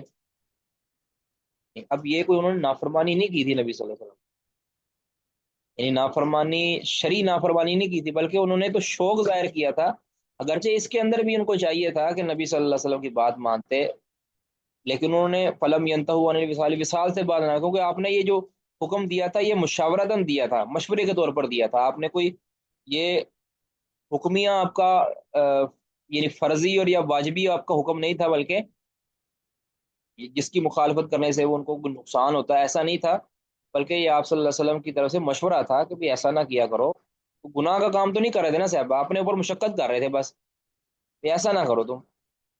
تو فلم ینتہو عن الوصال، لیکن صحابہ نہ رکے وصال سے۔ کالا، تو کہتے ہیں کہ فواصل بہم النبی صلی اللہ علیہ وسلم، پھر نبی صلی اللہ علیہ وسلم ان کو جو ہے نا وہ کہہ لیں گے ان کی، ان کو ڈانٹ پلائی، کس معنی کے اندر کہ فواصل بہم النبی، نبی صلی اللہ علیہ وسلم پھر ان کو وصال کروایا، یومین او لیلتین، 2 دن یا 3 دن۔ اب وہ تو شوق شوق کے اندر آپ نے فرمایا کہ ٹھیک ہے اب ان کو میں وصال کراتا ہوں، ان کو پتہ چلے گا کہ بغیر سحری کے یا بغیر افطاری کے کتنے کے دن یہ روزہ رکھ لیں گے، میرا مقابلہ کرنا چاہتے ہیں تو یہ کتنا کر لیں گے۔ تو آپ نے دو دن یا 2 راتیں آپ نے ان کو وصال کروایا، 2 راتوں کا لفظ بولا یا 2 دنوں کا لفظ بولا۔ ثم رأوا الہلال، پھر انہیں چاند نظر آ گیا۔ اب یہ رمضان کا واقعہ تھا، یاد رکھیں، یعنی جو وصال فرما رہے تھے، وصال کروا رہے تھے، یہ رمضان کے اندر تھا، تو یہ آخر تھا، رمضان کا بھی آخر تھا۔ پھر ثم رأوا الہلال، پھر انہوں نے چاند دیکھ لیا، مطلب یہ چاند نظر آ گیا، عید کا چاند نظر آ گیا، روزے ختم ہو گئے۔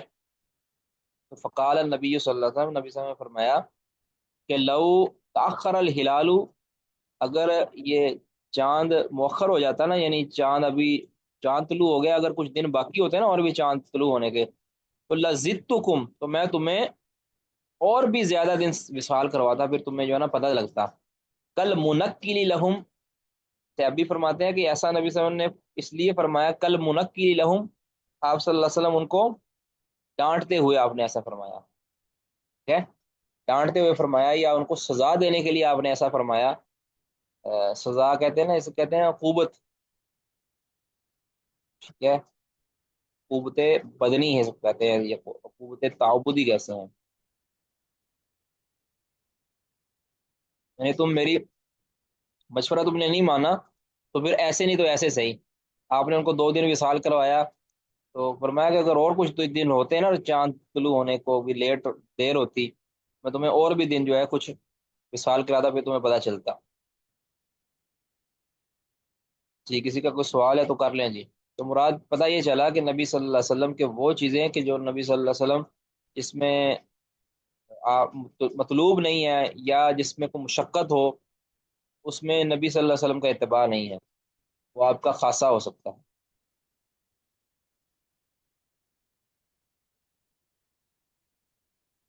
جی آگے جی، حدثنا عمر بن حفص بن غياث قال حدثنا أبي قال حدثنا الأعمش قال حدثني إبراهيم التيمي قال حدثني أبي قال خطبنا علي رضي الله تعالى عنه، علی رضی اللہ عنہ نے خطبہ دیا، علی ممبر من آجر، ایک ممبر پر جو کہ اینٹوں کا بنا ہوا تھا، من آجر، آجر اینٹ کا، وعلیہ سیف، اور آپ نے ایک تلوار، آپ کے اوپر تلوار تھی، یعنی تلوار آپ نے ایک پہن رکھی تھی، میان کے اندر تھی، فی صحیفۃ معلقۃ، اس تلوار میں ایک صحیفہ لٹکا ہوا تھا، یعنی قرآن پاک تھا، اس کے اوپر ایک صحیفہ لٹکا ہوا تھا۔ تو فقالا، تو آپ رضی اللہ عنہ نے فرمایا کہ واللہ ما عندنا من کتاب یقرأ، اللہ کی قسم ہمارے پاس کوئی خاص کتاب نہیں جو پڑھی جاتی ہو، الا کتاب اللہ، مگر وہی کتاب اللہ جو ہے، یعنی جو قرآن تمہارے پاس ہے وہی ہمارے پاس ہے، ہمارے پاس کوئی خاص، یعنی اہل بیت کے پاس کوئی خاص کتاب نہیں ہے۔ وما فی هذه الصحیفۃ، اچھا سوری، یہ جو صحیفۃ المعلقۃ، یہ صحیفہ لٹکا ہوا تھا، انہوں نے ایک کتاب لٹکی ہوئی تھی، کچھ لکھت کوئی تحریر لٹکی ہوئی، یہ سے مراد قرآن نہیں ہے، قرآن آگے آ رہا ہے۔ فقال واللہ ما عندنا من کتاب، ہمارے پاس کوئی خاص کتاب نہیں ہے جو پڑھی جاتی ہو، الا کتاب اللہ، مگر اللہ کی کتاب جو ہمارے گھروں میں موجود ہے۔ وما فی هذه الصحیفۃ، اور جو اس صحیفے کے اندر ہے، یہ جو تھوڑے کچھ اوراق ہیں جو جمع ہیں، یا کچھ یہ جو کتابچہ جو ہے ہمارے پاس، یہ جو لٹکا ہوا ہے، اس کے اندر جو ہے ہمارے پاس وہی ہے، نبی صلی اللہ علیہ وسلم کو خاص ہمیں کوئی ایسی چیز نہیں بتائی کہ جو تمہارے پاس نہ ہو۔ فنشرها، تو علی رضی اللہ تعالیٰ نے اس صحیفے کو کھولا، فَإِذَا فِيهَا، تو اس کے اندر کیا تھا، اسنان الابل، اونٹوں کی عمریں لکھی ہوئی تھی۔ اونٹوں کی عمریں کیا تھی، یعنی کس عمر کے اونٹ ہوں تو زکوٰۃ کتنی واجب ہوتی ہے، اور کتنے اونٹ ہوں تو کتنی زکوٰۃ واجب، یہ جو ہے نا زکوٰۃ کا نصاب تھا، جو عمریں لکھی تھی اونٹوں کی۔ وَإِذَا فِيهَا، اور اس کے اندر یہ حدیث بھی لکھی ہوئی تھی کہ المدینۃ حرم، کہ مدینہ حرم ہے، من عیر الی کذا، عیر سے لے کر فلاں جگہ تک، مدینہ عیر سے لے کر فلاں جگہ تک یہ حرم ہے۔ اب جو ایک تو ہے نا عیر پہاڑ جو ہوتا ہے، یہ تو مکہ کے اندر ہے غالباً، ایک یہ مدینہ کے اندر بھی عیر ایک پہاڑی ہوگی جس کا ذکر، یعنی اس ٹائم اس کا نام بھی عیر ہوگا۔ تو عیر پہاڑی سے لے کر فلاں جگہ تک نا مدینہ حرم ہے، لہذا اس کے اندر اس کی بھی حرمت ہے، اس کے اندر بھی اس طرح اس کا بھی شکار نہیں بگایا جائے گا، اور اس کے اندر پتا نہیں توڑا جائے گا، یہ کانٹا نہیں توڑا جائے گا، وغیرہ وغیرہ۔ فمن احدث فیہا حدثا، جس نے اس کے اندر کوئی حدث کیا، یعنی اس کے اندر کوئی ناجائز کام کیا، گناہ کا کام کیا، جس نے اس کے اندر کوئی حرام کام کیا یا دین کے اندر کوئی اضافہ کیا، دین ایجاد کیا، نیا کام کر دیا دین کا اس کے اندر، فعلیہ لعنت اللہ و ملائکتی و الناس اجمعین، تو اس پر اللہ کی لعنت، اس کے فرشتوں کی لعنت اور تمام انسانوں کی لعنت۔ لا يقبل اللہ منہ صرفا ولا عدلا، اللہ نہیں قبول کرے گا اس سے نہ کوئی فرض کام، ولا عدلا، نہ کوئی نفل کام، کوئی فرض یا نیکی کوئی نفل نیکی اللہ تعالیٰ اس سے قبول نہیں کرے گا جس نے اس کے اندر حدث کیا، مدینہ کے اس حرم کے اندر بھی۔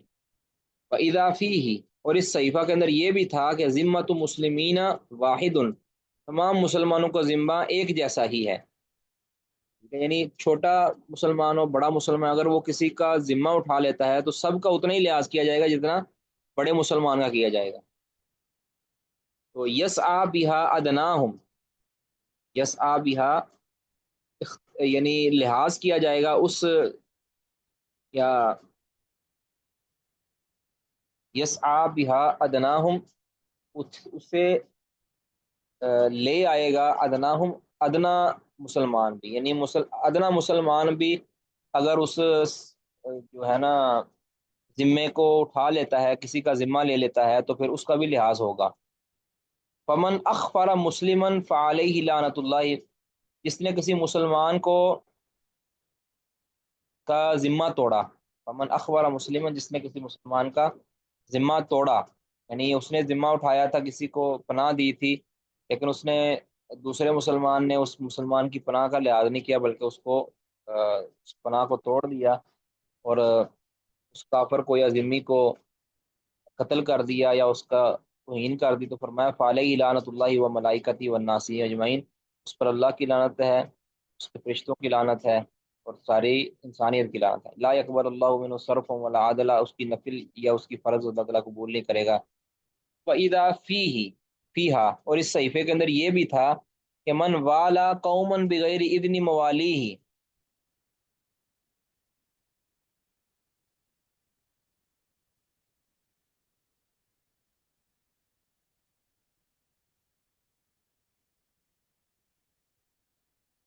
کہ جو کسی قوم کا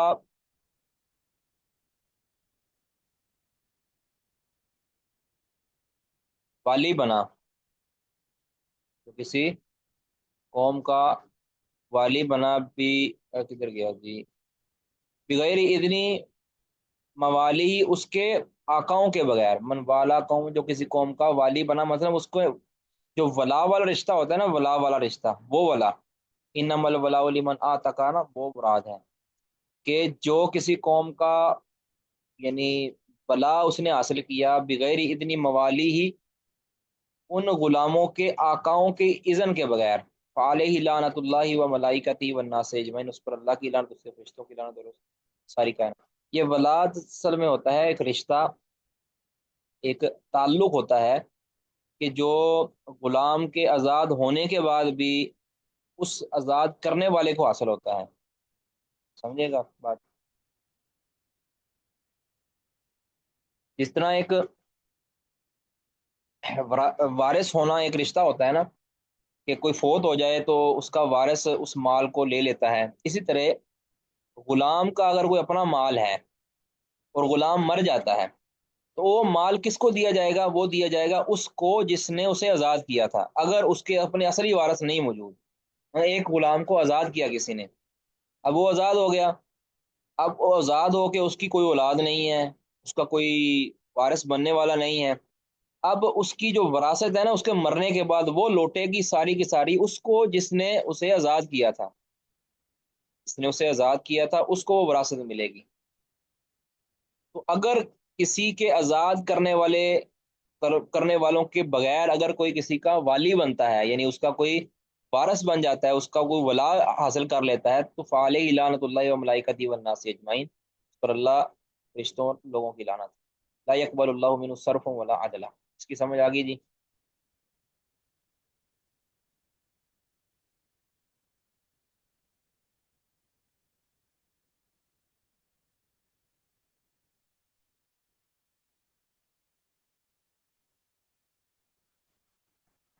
یہاں پہ یہ بھی ہو سکتا ہے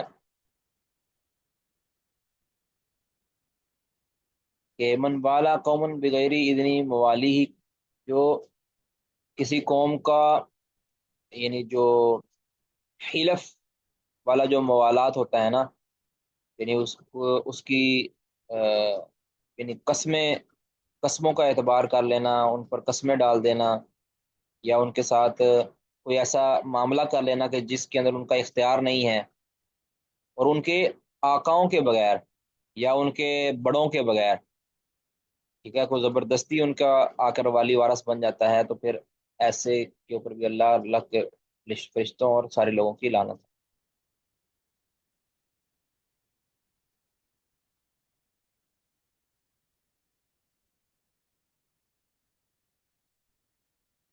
جی کسی کا کوئی سوال جی؟